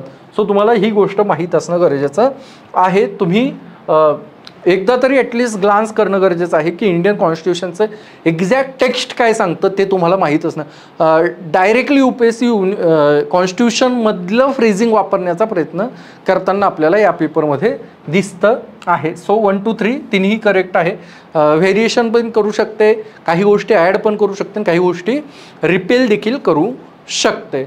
368च्या अंतर्गत संसदेला तो अधिकार इंडियन कॉन्स्टिट्यूशनच्या अनुषंगानं त्या ठिकाणी देण्यात आलेला आहे. पुढचा 77वा प्रश्न आहे की आपल्याला 5 देश सांगितलेले आहे आणि या 5 देशांच्या अनुषंगानं एक प्रश्न आहे. हा खूप सोपा प्रश्न होता. एक थोडंसं कॉमन सेन्स असला असता, थोडंसं एक अंडरस्टँडिंग वर्ल्ड डेमोग्राफीची असले असते तर तुम्हाला याचं उत्तर येणं खूप सोपं होतं. तुम्हाला याची फॅक्ट माहीत पाहिजे आहे अशी अपेक्षा नाही की तुम्हाला इथलं फर्टिलिटी रेट माहीत असलं पाहिजे असंही नाही आहे. तुम्हाला इथलं बर्थ रेट काय आहे हेही माहीत असण्याची गरज नाही. एक कॉमन जो सेन्स आहे त्याच्यावरती या प्रश्नाचं उत्तर आपल्याला दिसून येतं. देश कोणते कोणते बघू. Italy, Japan, Nigeria, south Korea आणि साऊथ आफ्रिका हे 5 देश दिलेले आहेत. यातले तुम्हाला माहिती आहे की 2 हे आशियातले आहे, 1 युरोपमधलं आणि 2 आफ्रिकेतले आहे. आणि प्रश्न काय, which of the above countries are frequently mention in the media for their low birth rate. कमी बर्थ रेट किंवा एजिंग पॉप्युलेशनच्या अनुषंगानं किंवा डिक्लाइनिंग पॉप्युलेशनच्या अनुषंगानं ह्यापैकी कोणते देश तुम्हाला त्या ठिकाणी नेहमी पेपरमध्ये दिसत आहेत. त्यामध्ये तुम्हाला माहिती आहे की आता तुम्ही इथं कन्फ्यूज तुम्हाला एक ऑप्शन क्लिअर झालं आहे की बर्थ रेट कमी कोणाचा आहे, इटलीचा बर्थ रेट हा ड्रास्टिकली कमी होत चाललेला आहे. त्याच्यानंतर जपानचं देखील तुम्हाला माहिती आहे की लोएस्ट बर्थ रेट त्यांनी नोटीस केलेला आहे 2023मध्ये, जो आजपर्यंतचा सगळ्यात लोएस्ट बर्थ रेट त्या ठिकाणी त्या देशाचा आहे. त्याच्यानंतर नायजेरियाच्या बद्दल समजा तुम्हाला आयडिया नसेल पण तुम्हाला माहिती आहे की आफ्रिकन कॉन्टिनेंटमधला हा देश आहे. इथं बर्थ रेट कमी असण्याची शक्यता किंवा पॉप्युलेशन एजिंग असणं किंवा डिक्लाइनिंग असण्याची शक्यता कमी आहे. सो नायजेरिया कट होतं. साऊथ कोरिया असण्याची शक्यता जास्त आहे. South Korea one of the developed कंट्रीजकडे जाणारा देश आहे जिथं तुम्हाला माहिती आहे की फर्टिलिटी रेट जो आहे तो त्या ठिकाणी कमी झालेला आपल्याला दिसून येत आहे. सो साऊथ कोरिया ही उत्तर करेक्ट आहे. जपान, इटली ऑलरेडी करेक्ट आहे. आणि तिसरं जे आफ्रिका ही तिथंही साऊथ आफ्रिकेमध्ये देखील बर्थ रेट कमी झालेला नाही आहे. त्यामुळं 1, 2 आणि 4 जे आहे 1, 2 आणि 4 हे देश नेहमी चर्चेत आहे कारण की तिथला बर्थ रेट कमी होतो आहे, एजिंग पॉप्युलेशन होतं आहे, पॉप्युलेशनचं वय वाढतं आहे आणि कधोकडं डिक्लाइनिंग पॉप्युलेशन देखील आहे. 78वा प्रश्न आहे की ज्याच्यामध्ये आर्टिकल 109च्या अनुषंगानं हा पूर्ण प्रश्न आहे. मनी बिलच्या संदर्भामध्ये 109मध्ये जे काही लिहिलेलं आहे त्या तिन्हीवर बसून हे तिन्ही त्यातल्या प्रोव्हिजन्सला घेऊन हे पूर्ण क्वेश्चन फ्रेम केलेला आहे. अगेन तुम्हाला कॉन्स्टिट्यूशनच्या ओरिजिनल टेक्स्टचं व्हर्बिटिझम किती महत्त्वाचं आहे इथं त्या ठिकाणी दिसून येतं आहे. त्याच्यामध्ये पहिलं जे स्टेटमेंट आहे की आर्टिकल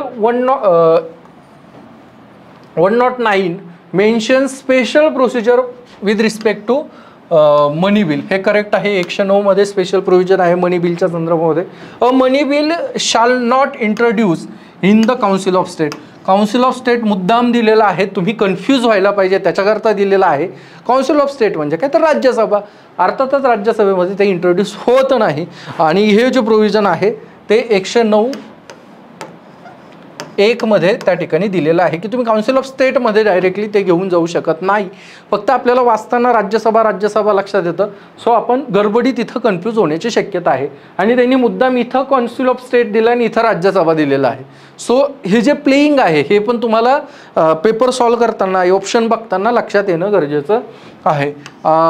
पुढचं वाक्य आहे की Rajya Sabha can either approve the bill or suggest changes but can not reject it. म्हणजे ते रिजेक्ट करू शकत नाही. हे पण तुम्हाला माहिती आहे स्टेटमेंट करेक्ट आहे. तिन्ही स्टेटमेंट करेक्ट आहे आणि हे जे प्रोव्हिजन आहे ते 109(2) मध्ये त्या ठिकाणी सांगितलेलं आहे की राज्यसभा त्याला रिपेल करू शकत नाही. ते फक्त सजेस्ट करू शकतात, पण त्यांचे सजेस्ट ॲक्सेप्ट करायचेच का मनी बिलमध्ये याचं पूर्ण डिस्क्रिप्शन तुम्ही लोकसभेला दिलेलं आहे. सो तिन्ही स्टेटमेंट करेक्ट आहे. ऑप्शन बघितल्यावर तुम्हाला इथं लक्षात येते की 1, 2, 3 करेक्ट आहे. शेवटचं जे आहे ते स्टेटमेंट 4 आपल्याला बघायचं राहून गेलं आहे. ते काय आहे ते पहिले बघून घ्या. आणि इथं अदरवाईज 1, 2, 3, 4 कुठंच दिलेलं नाही, त्यामुळे 1, 2, 3 करेक्ट आहे हे आपल्याला इथं लगेच लक्षात येतं. तरीही 4थं स्टेटमेंट काय आहे ते बघून घेऊया. Amendments to the money bill suggested by the Rajya Sabha have to be accepted by the Lok Sabha. अर्थातच तुम्हाला माहिती आहे की नॉट नेसेसरी त्यांना ते ॲक्सेप्टच करावं लागेल, ते रिजेक्ट देखील करू शकतात. त्यामुळे 4थं जे स्टेटमेंट आहे ते देखील ते चुकलेलं आहे. सो आन्सर येतं 1, 2 and 3. 79वा प्रश्न आहे तो काय आहे, which of the following statements are correct with respect to which of the following is correctly match equivalent rank of tri services. 3 services दिलेल्या आहेत आणि ह्या तिन्ही सर्व्हिस आर्मी, एअरफोर्स आणि नेव्ही ह्या तिन्हीच्या अनुषंगानं त्यांच्या काही पोझिशन्स दिलेल्या आहेत आणि ह्या पोझिशन कोणत्या करेक्टली मॅच झालेल्या आहेत त्या आपल्याला सांगायच्या आहेत. आता हा थोडासा तुम्ही म्हणाल की जास्त फॅक्च्युअल इन्फॉर्मेशन बेस्ड आणि मला वाटत नाही की सिव्हिलचं जे प्रिपरेशन करतो CAPFमध्ये आपण एक्सपेक्ट करतो, CDSमध्ये अशा प्रकारचे प्रश्न एक्सपेक्ट करतो. सिव्हिल्समध्ये बऱ्यापैकी वेळेस असे प्रश्न एक्सपेक्ट नसतात, परंतु असे प्रश्न मागेही आलेले आहे. सो एक तो चार्ट आहे, तो चार्ट तुमच्याकडे असणं गरजेचं आहे. तो तुम्ही ॲटलिस्ट बघून घेणं गरजेचं आहे कारण की लिमिनेशनला सोपं पडतं. आता ह्यातलं पहिलं जे आहे ब्रिगेडियर, एअर कमांडर आणि कमांडर, ह्याच्यामध्ये ना जे एअर कमांडर आहे हे चुकीचं दिलं आहे. इथं विंग कमांडर असतं तर ही पेअर जी आहे ती करेक्टली मॅच झाली असते. सो पहिली पेअर करेक्टली मॅच झालेली नाही आहे. पुढचं जे आहे major general, air vice marshal, vice admiral. आता ही जी पेअर आहे याच्यामध्ये देखील एक शब्द त्यांनी चेंज केलेला आहे. इथं रिअर ॲडमिरल उत्तर असणं ऑप्शन असला असतं तर ही पेअर देखील करेक्ट आले असते. म्हणजे brigadier is equal to commander is equal to wing commander. एअरफोर्समधला विंग कमांडर हा नेव्हीतल्या कमांडर आणि आर्मीच्या ब्रिगेडियरच्या इक्विव्हॅलंट असतो. मेजर जनरल जो आर्मीचा आहे तो एअर व्हाईस मार्शलच्या इक्वल असतो आणि नेव्हीमध्ये रिअर ॲडमिरलच्या इक्वल त्या ठिकाणी असतो. सो सेकंड पेअर देखील चुकलेले आहे. पुढची जी पेअर आहे ती मेजर, स्क्वॉड्रन लीडर आणि लेफ्टनंट कमांडर यांच्या अनुषंगाने आहे आणि ही तिसरी जी पेअर आहे ती करेक्ट आहे. त्याच्यामध्ये हे तिन्ही पोझिशन जे आहे आर्मी, एअरफोर्स आणि नेव्हीच्या त्या इक्विव्हॅलंट त्या ठिकाणी आहे. 4थं जे आहे ते लेफ्टनंट कॉलोनियल, ग्रुप कॅप्टन आणि कॅप्टनचे आहे. याच्यामध्ये 2 ज्या पोझिशन आहेत त्या चुकलेल्या आहे. इथं जे आहे ती विंग कमांडरची पोझिशन येते आणि एअरफोर्सच्या अनुषंगानं ग्रुप कॅप्टन ही पोझिशन नसता, तिथं कमांडरची पोझिशन येते. त्यावेळेस हे पेअर करेक्ट झालेले असते. इथं आर्मीमध्ये लेफ्टनंट कॉलोनियल आहेत ते एअरफोर्समध्ये कमांडर आणि नेव्हीमध्ये विंग कमांडरच्या इक्विव्हॅलंट त्या ठिकाणी येतात. त्यामुळं 4थी जी पेअर आहे ती देखील चुकलेली आहे. सो ॲन्सर जे आहे ती डी आहे की ओनली 3 करेक्ट. इथं तुम्हाला एक गोष्ट लक्षात येते की जरी प्रश्न जो आहे इन्फॉर्मेशन तुमच्याकडनं खूप काही डिमांड करतो, परंतु जे ऑप्शन फ्रेमिंग आहे त्या ऑप्शन फ्रेमिंगमध्ये तुम्हाला जास्तीत जास्त चान्स मिळतो आहे इलिमिनेशन करायचा. सो तुम्हाला एकदा एक थोडासा ओव्हरव्ह्यू इक्विव्हॅलंट पोझिशनचा असणं आवश्यक त्या ठिकाणी आहे. पुढचा प्रश्न आपण बघणार आहोत. 80वा प्रश्न आहे, the North Eastern Council was establish by the North Eastern Council act 1971. 1971च्या नॉर्थ ईस्ट काउन्सिल ॲक्टनं नॉर्थ ईस्ट काउन्सिल ही इस्टॅब्लिश झालेली आहे. त्या अनुषंगानं त्याच्यामध्ये कोण कोण इन्क्ल्यूड होतं या अनुषंगानं हा प्रश्न आलेला आहे. बऱ्यापैकी आन्सर कीजमध्ये ह्याचं उत्तर 2 ऑप्शनमध्ये दिलेलं आहे. बऱ्यापैकी ह्यावेळेस ऑप्शनमध्ये असं काही आपल्याला दिसत नाही की ज्याच्यामध्ये या गोष्टी प्रॉब्लेमॅटिक त्या ठिकाणी ठरू शकतात, परंतु हा एकमेव प्रश्न दिसला की मला इथं बऱ्यापैकी 2 उत्तरं देण्याचा प्रश्न दिसतो आहे. आता ते काय काय आहे ते मी तुम्हाला सांगतो आणि मला मोस्ट करेक्ट कोणतं वाटतं ते देखील तुम्हाला सांगतो. पहिलं ऑप्शन सांगितलेलं आहे की जो 2002च्या अमेंडमेंटच्या अनुषंगानं तुम्हाला हा प्रश्न विचारला, म्हणजे मूळचा जो कायदा आहे नॉर्थ ईस्ट काउन्सिलचा, स्टेट काउन्सिलचा, तो आहे नॉर्थ ईस्टर्न काउन्सिलचा 1971चा आणि त्याची अमेंडमेंट आहे 2002ची. ह्याचा एक दोन्हीच्या आधारावरती याचं उत्तर लिहिणं अपेक्षित आहे. पहिलं आहे governor of the state constituent states. हे नक्की आहे की नॉर्थ ईस्टर्न काउन्सिलमध्ये जे जे काही 8 राज्य आहेत त्यांच्या गव्हर्नर्सचा समावेश यामध्ये या काउन्सिलमध्ये होतो. दुसरं म्हणजे पहिलं आहे त्यांचा समावेश होतो. दुसरं जे वाक्य आहे की chief minister of the constituent state, जे काही संबंधित राज्य आहे त्यांच्या चीफ मिनिस्टर्सचा देखील त्या ठिकाणी समावेश या काउन्सिलमध्ये होतो. तिसरं स्टेटमेंट आहे की 3 members to be nominated by the president of India. जे भारताचे राष्ट्रपती आहेत त्यांना तो अधिकार आहे की 3 मेंबर ते त्या ठिकाणी सजेस्ट करू शकतात, नॉमिनेट करू शकतात. सो थर्डही स्टेटमेंट करेक्ट आहे. म्हणजे तुमच्या इथं लक्षात येतं की डेफिनेटली सी आणि बी उत्तर नाही आहे, ए आणि डी मध्ये तुम्हाला उत्तर फाइंड करायचं आहे. आणि बऱ्यापैकी लोकांनी हे सांगितलं आहे की होम मिनिस्टर इन्क्लूड होतं म्हणून त्यांनी 4थं ऑप्शन दिलं आहे, परंतु तुम्ही जर मूळ ॲक्ट जर बघितला तर मूळ ॲक्टमध्ये तुम्हाला हे दिसून येत नाही आहे. मी तुम्हाला एक दाखवतो मूळ ॲक्टमध्ये काय सांगितलेलं आहे ते. 2002च्या अमेंडमेंट आहे, त्या 2002च्या अमेंडमेंटमध्ये तुम्हाला इथं दिसून येत आहे की काय चेंजेस करण्यात आलेले आहे.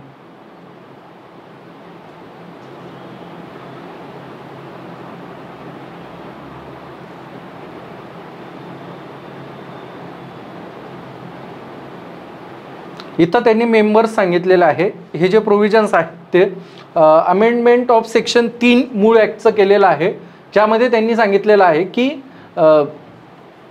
Person or persons for the time being holding the office of governor of the state. म्हणजे गव्हर्नर ऑप्शन करेक्ट आहे. चीफ मिनिस्टर सांगितलेलं आहे त्यांनी अरुणाचल प्रदेश, आसाम, मणिपूर, मेघालय, मिझोरम, नागालँड, सिक्कीम आणि त्रिपुरा. म्हणजे सेकंड पण करेक्ट आहे. 3 मेंबर्स नॉमिनेटेड बाय प्रेसिडेंट ते देखील करेक्ट आहे. आणि इथं जे सबसेक्शन आलेलं आहे त्याच्यामध्ये त्यांनी असं सांगितलेलं की जो चेअरमन ऑफ काउन्सिल आहे ते देखील प्रेसिडेंट, म्हणजे होम मिनिस्टरचा रेफरन्स इथं येत नाही. कायद्यामध्ये याचा रेफरन्स येत नाही म्हणजे होम मिनिस्टर नाही. हालाकी जे नॉमिनेटेड मेंबर असते किंवा त्याचा जे चेअरमन आहे राष्ट्रपती बऱ्यापैकी वेळेस त्यांना होम मिनिस्टरला त्या काउन्सिलचे चेअरमन म्हणून त्या ठिकाणी करत असतात. सो या क्वेश्चनच्या फ्रेमिंगच्या कॉन्टेक्स्टमध्ये जर उत्तर तुम्हाला बघायचं असेल तर त्याचं उत्तर येतं 1, 2 and 3. होम मिनिस्टर त्याच्यामध्ये नाही. तुम्हाला ऑप्शन देताना काही आन्सर कीजमध्ये 3 फर्स्ट आणि 4 दिलेलं आहे, परंतु मोस्ट प्रॉबेबली याचं उत्तर हे UPSC ए देण्याची शक्यता आहे, कारण की ॲक्टच्या अनुषंगानं आहे. प्रेझेंट मेंबर जर विचारले असते तर होम मिनिस्टर आलं असतं, परंतु ॲक्टच्या जर पर्स्पेक्टिव्हनं तुम्ही बघितलं तर त्यामध्ये होम मिनिस्टरचा उल्लेख त्या ठिकाणी नाही आहे. 81वा प्रश्न आपण बघूयात. Consider the following statement. 2 statement दिलेले आहे, त्या अनुषंगाने इकॉनॉमिक्सच्या रिलेटेड हा प्रश्न आहे. पहिलं स्टेटमेंट आहे की if the united state of America were to default on its डेप्ट, holders of US treasury bills will not be able to exercise their claims on to receive payments. असं सांगितलं आहे की जर अमेरिका डेप्ट पे करायला जर डिफॉल्ट केलं तर त्या ठिकाणी US ट्रेजरी बिल्स जे आहेत त्या US ट्रेजरी बिल्स ज्यांच्याकडे आहेत ते त्याला क्लेम करू शकत नाही. आता तुम्हाला माहिती आहे की मोस्ट सिक्युअर बॉन्ड्स जे आपण बघतो ते ट्रेजरी बिल्स असतात.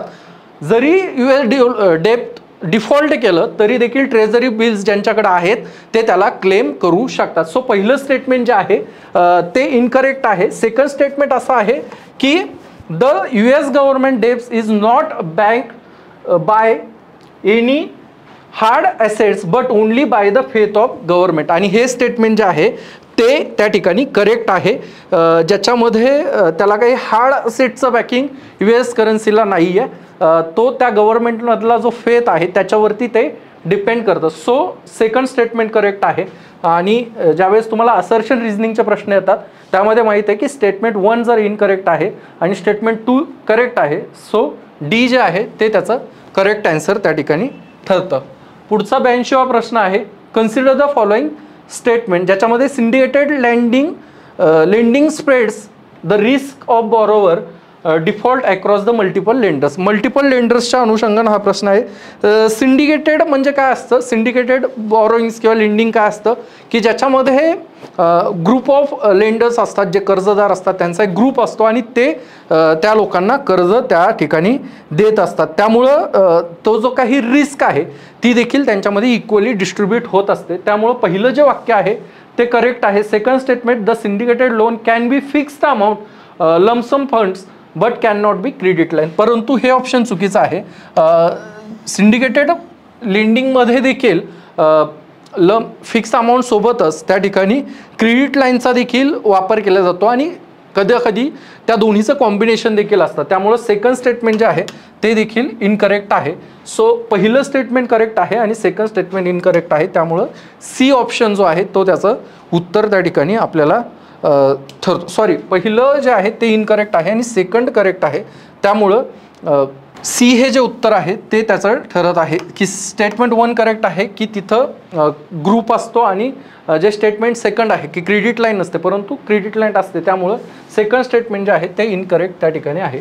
83वा प्रश्न आपण बघणार आहोत. डिजिटल रुपीच्या संदर्भामध्ये हा प्रश्न आहे. अगेन इकॉनॉमिक्सच्या संदर्भातला प्रश्न आहे. RBIनं जे सेंट्रलाइज डिजिटल करन्सीज त्या ठिकाणी टाकलेलं आहे, सेंट्रल बँक डिजिटल करन्सीज त्या ठिकाणी इश्यू केलेले आहे, त्या अनुषंगानं हा प्रश्न त्या ठिकाणी विचारलेला आहे. त्याचं उत्तर आपण या ठिकाणी बघणार आहोत. पहिलं वाक्य आहे, it is a sovereign currency issued by reserve bank of India in alignment with its monetary policy. Correct आहे की जे मॉनिटरी पॉलिसीच्या अनुषंगाला धरूनच ही जी करन्सी आहे ती RBI इश्यू करते आहे. It appears as a liability of RBI's balance sheet. RBIच्या balance शीटमध्ये तिला लायबिलिटी म्हणून देखील त्या ठिकाणी सांगितलेलं आहे. It is insured against the inflation by its very design. तर इन्फ्लेशनचा इफेक्ट हा करन्सीवर नेहमी होत असतो. सो इथं काही त्याला इन्शुअर करण्यात आलेलं नाही आहे. त्यामुळं थर्ड स्टेटमेंट जे आहे ते देखील ते इनकरेक्ट आहे. पहिलं आणि दुसरं करेक्ट आहे. आणि चौथं स्टेटमेंट जे आहे की it is a freely convertible against commercial banks money and cash. Money आणि कॅशच्या अगेन्स्टमध्ये तुम्ही डायरेक्टली त्याला कन्वर्ट करू शकतात. अर्थात डिजिटल करन्सीला तुम्ही कन्वर्ट करू शकतात. त्यामुळं फोर्थ स्टेटमेंट ही करेक्ट आहे. थर्ड जे स्टेटमेंट आहे की कोणत्याही प्रकारचं जी करन्सी असते तिच्यावरती इन्फ्लेशनचा इफेक्ट होतानाच आपल्याला दिसतो. त्यामुळं थर्ड स्टेटमेंट इनकरेक्ट आहे. 1, 2 आणि 4 हे करेक्ट असल्याकारणानं डी त्याचं उत्तर ठरतं. 84वा प्रश्न आहे, with the reference to the ancient India Gautam Buddha was generally known by which of the following epithets. तर ह्याच्यामध्ये तुम्हाला गौतम बुद्धांना खालीलपैकी कोणत्या नावाने ओळखल्या जातं हा प्रश्न त्या ठिकाणी आलेला आहे. तुम्हाला 3 ऑप्शन दिसत आहे.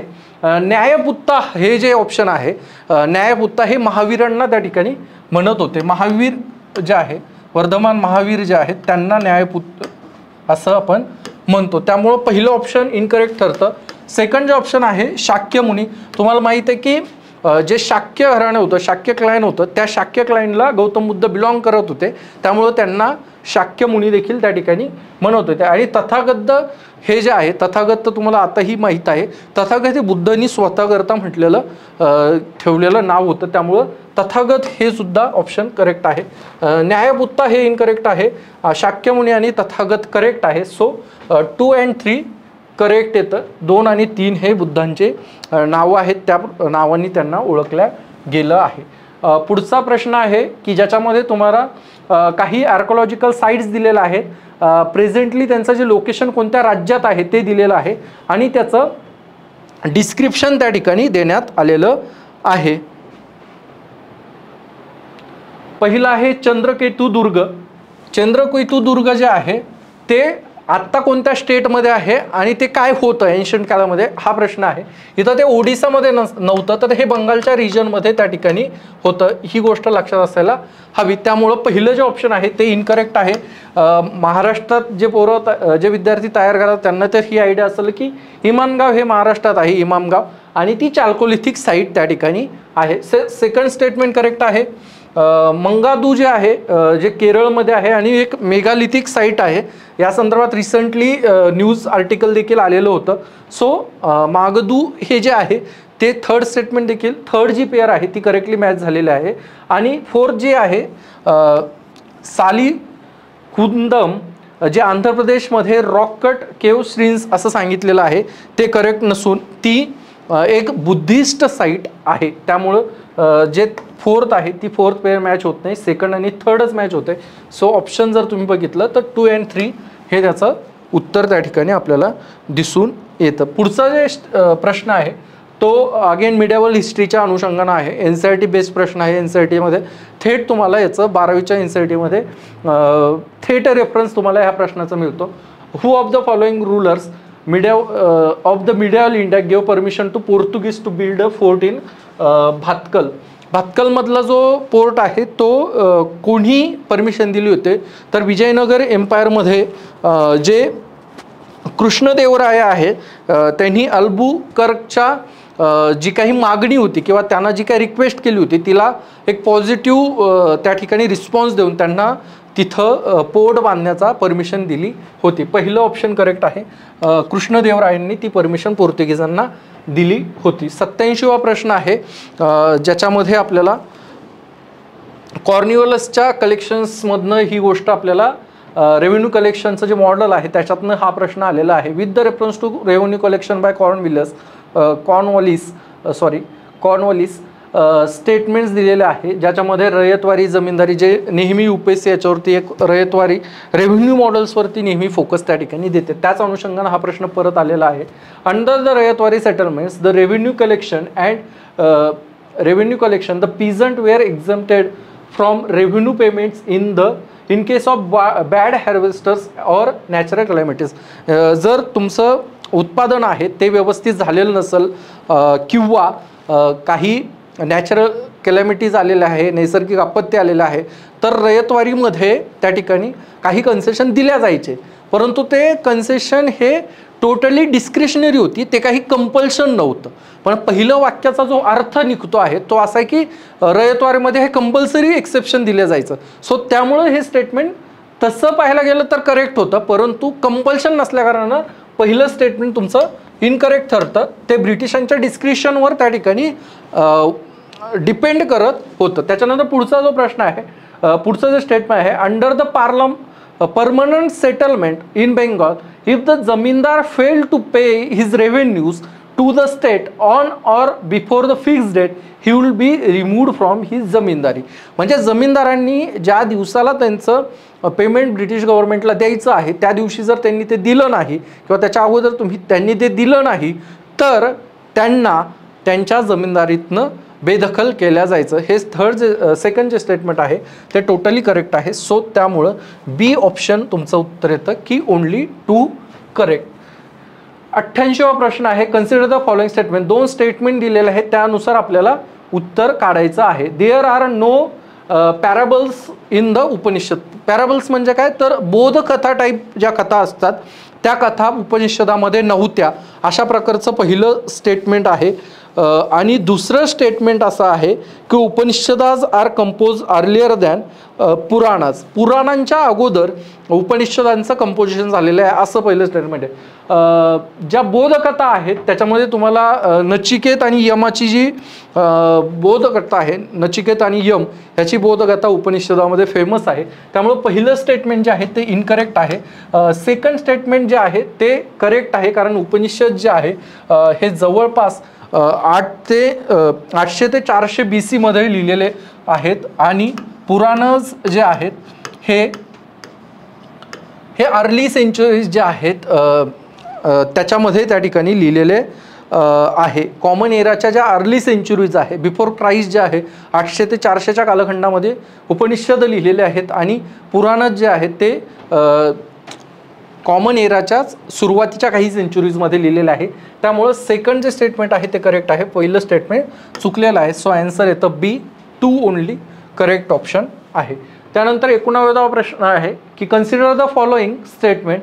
India as a member of international grain council Bharat international grain काउन्सिलचा मेंबर आहे. पहिलं स्टेटमेंट फॅक्च्युअली करेक्ट आहे. दुसरं स्टेटमेंट आहे the country needs to be member of the international grain council for exporting and importing rice and wheat. जर कोणत्या देशाला गहू आणि तांदूळाचा आयात निर्यात करायचा असेल तर त्याला कंपल्सरी इंटरनॅशनल ग्रेन काउन्सिलचं मेंबर असणं गरजेचं आहे असं सेकंड स्टेटमेंट सांगतं. अर्थातच हे काही खरं नाही आहे. इंटरनॅशनल ग्रेन काउन्सिलचे तुम्ही मेंबर असा किंवा नसा, तुम्हाला तुमच्या डोमेस्टिक पॉलिसीनुसार इम्पोर्ट एक्सपोर्ट ह्या राईस आणि व्हीटचा करता येतो. सो फॅक्च्युअली सेकंड स्टेटमेंट जे आहे ते इनकरेक्ट त्या ठिकाणी आहे. त्यामुळं पहिलं स्टेटमेंट करेक्ट आहे, सेकंड स्टेटमेंट इनकरेक्ट आहे. सो ॲन्सर येतं ओनली 1 करेक्ट. त्याच्यानंतर पुढचा प्रश्न आहे. तर आपण बघितलं की पहिले युनेस्को वर्ल्ड हेरिटेज साईटच्या संदर्भामध्ये प्रश्न आलेला आहे आणि आता इंटँजेबल जे हेरिटेज आहेत त्यांच्या संदर्भात, कल्चरल हेरिटेजच्या संदर्भात देखील आपल्याला इथं 90वा प्रश्न दिसत आहे. Which one of the following was the latest inclusion in the intangible cultural heritage list of UNESCO. Intangible जे आहेत त्यांच्या संदर्भातला प्रश्न सहसा येताना दिसत नव्हता, परंतु आता त्याच्यावरही प्रश्न आलेला आहे. त्यामध्ये तुम्हाला विचारलेलं आहे की रिसेंटली विचारलेलं आहे, लेटेस्ट इन्क्लुजन कोणतं आहे आणि 4 ऑप्शनमधलं तुम्हाला 2 याच्यामध्ये कन्फ्यूज होण्याची शक्यता आहे.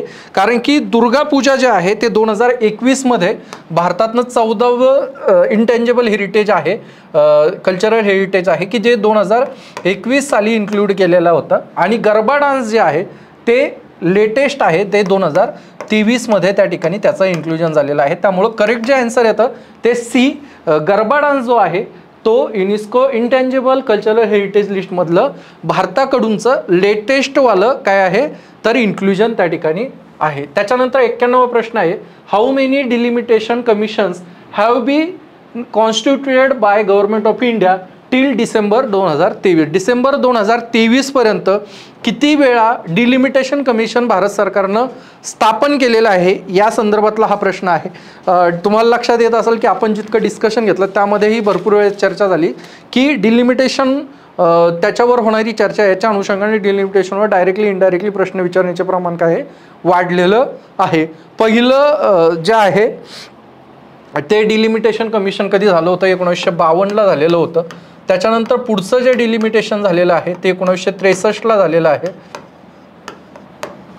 त्याच्यानंतरचं जे डिलिमिटेशन आहे ते कधी झालेलं आहे तर ते 1973ला झालेलं आहे.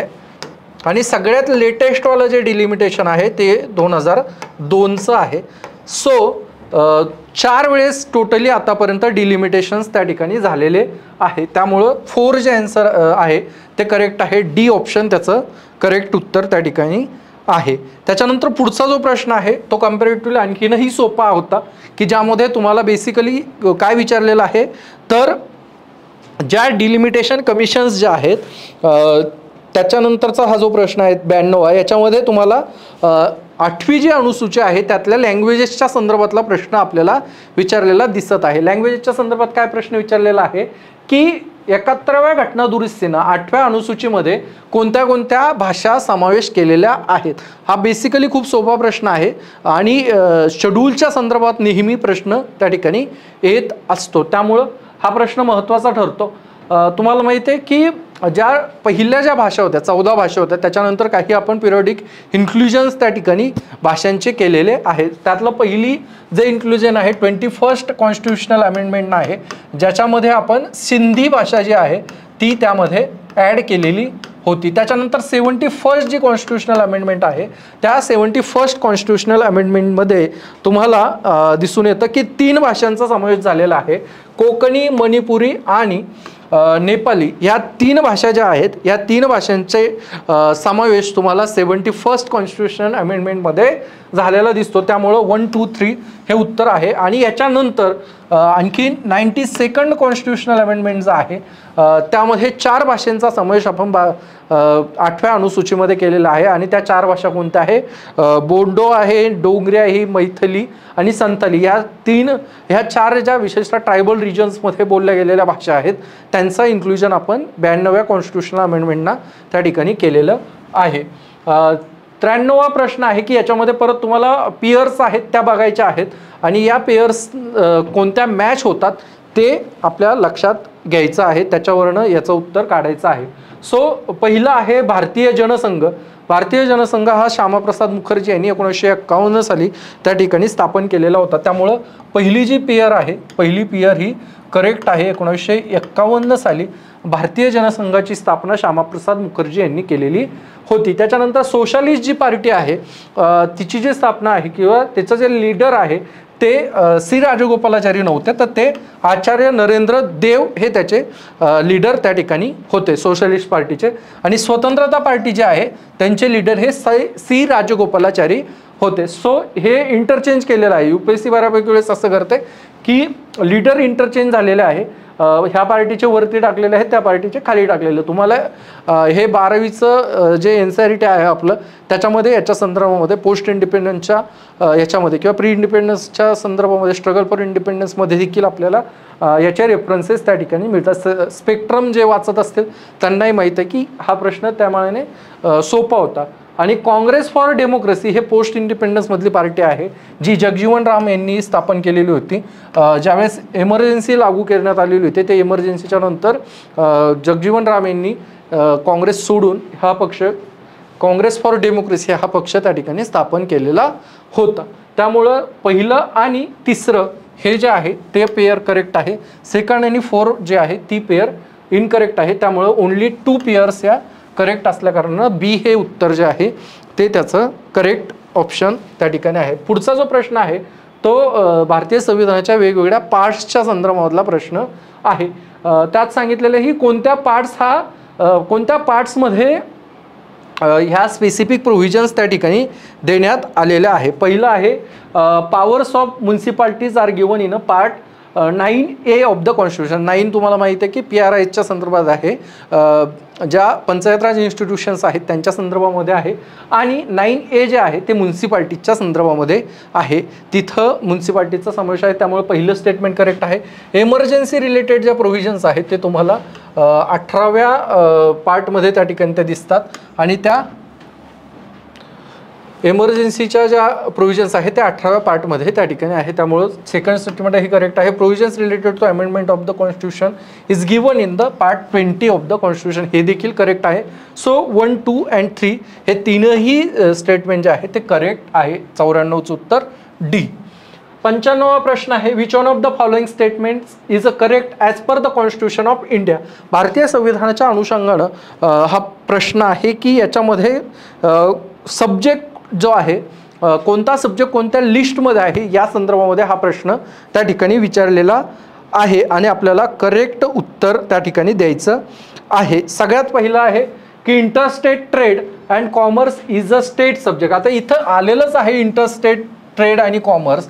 जर दोन राज्यामध्ये ट्रेड आणि काही व्यापार होत असेल, काही वाणिज्याचं हस्तांतरण होत असेल तर तुम्ही इथं लक्षात घेऊ शकतात की जर तो स्टेट सब्जेक्ट असला तर तिथं कॉन्फ्लिक्ट होण्याची शक्यता आहे की कोणत्या स्टेटनं त्याच्यावर रेग्युलेट करायचं आहे. सो पहिलं ऑप्शन चुकलेलं आहे, पहिलं वाक्य चुकीचं आहे.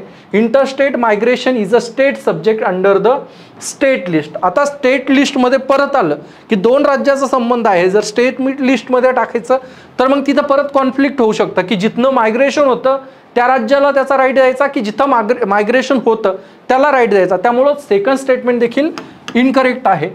थर्ड स्टेटमेंट आहे की interstate quarantine is union subject under the union list. तुम्हाला माहिती आहे की कोरोनाच्या काळात देखील या संदर्भात चर्चा झालेली आपल्याला दिसत आहे. तर हे नक्कीच युनियन लिस्टमध्ये आहे आणि इंटरस्टेट मायग्रेशन देखील युनियन लिस्टमध्ये आहे.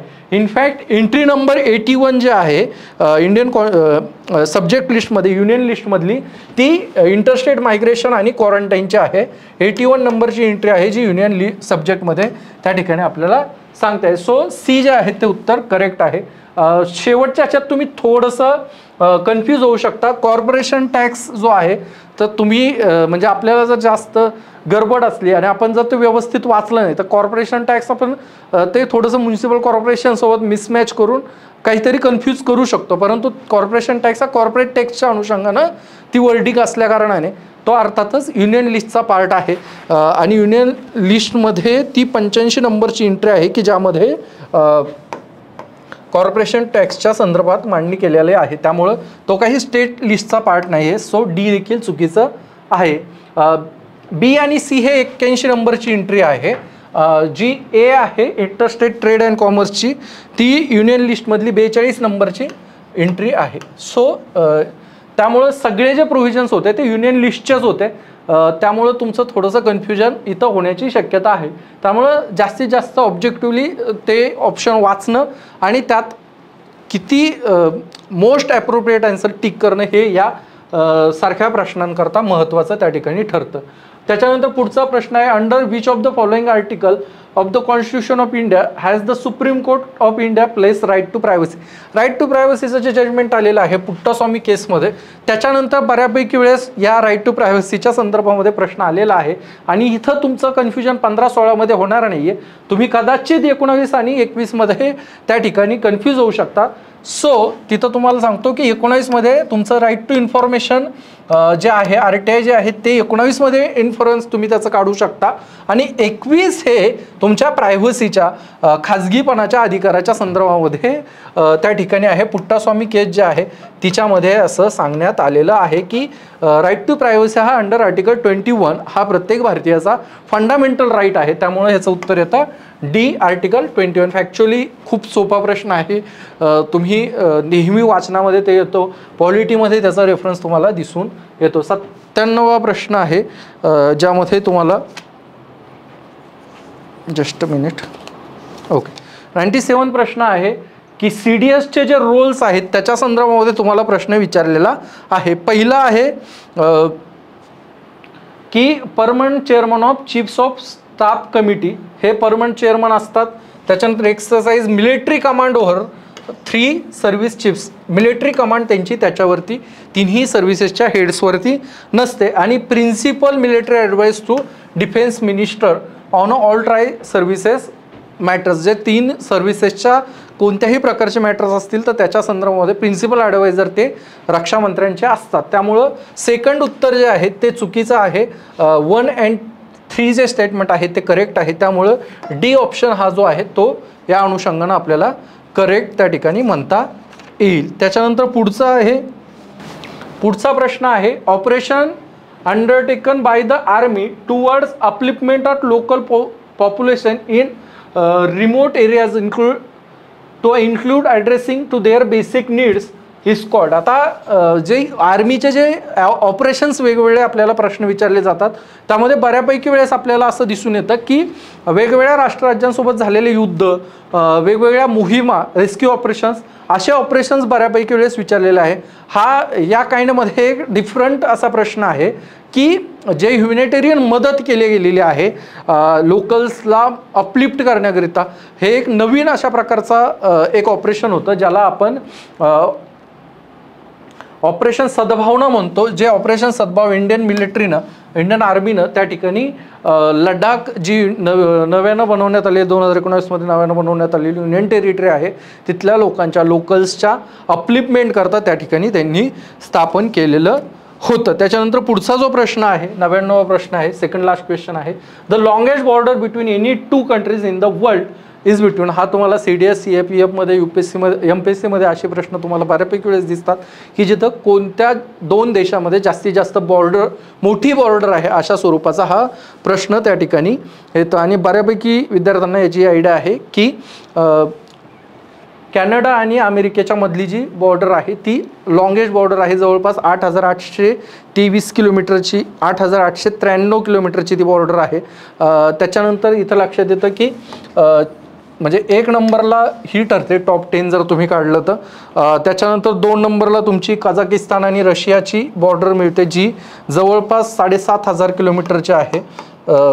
त्याच्यानंतर चायना आणि इंडियाची जी बॉर्डर आहे ती जवळपास तुम्हाला माहिती आहे की 3,500 किलोमीटरची आहे आणि चिली आणि अर्जेंटिनाची जी बॉर्डर आहे ती 6,500 किलोमीटरच्या पेक्षा जास्त आहे. त्यामुळे प्रश्न सगळ्यात मोठी विचारलेली असल्याकारणानं जो पहिला आहे कॅनडा आणि USA हे त्याचं उत्तर ठरतं. शेवटचा प्रश्न बघूयात. शेवटच्या प्रश्नामध्ये असं सांगितलेलं आहे की मागच्या वर्षामध्ये सगळ्यात कॉन्ट्रोवर्शियल जे झालेलं चर्चा होती, इथिक्स कमिटीच्या संदर्भामधली ही चर्चा होती ज्या मेंबर ऑफ पार्लमेंट्सवरती इथिक्स कमिटीच्या अनुषंगानं काही कारवाई करण्यात आलेली होती. त्यामुळं ह्या कमिटीवर प्रश्न येण्याची शक्यता जास्त होती.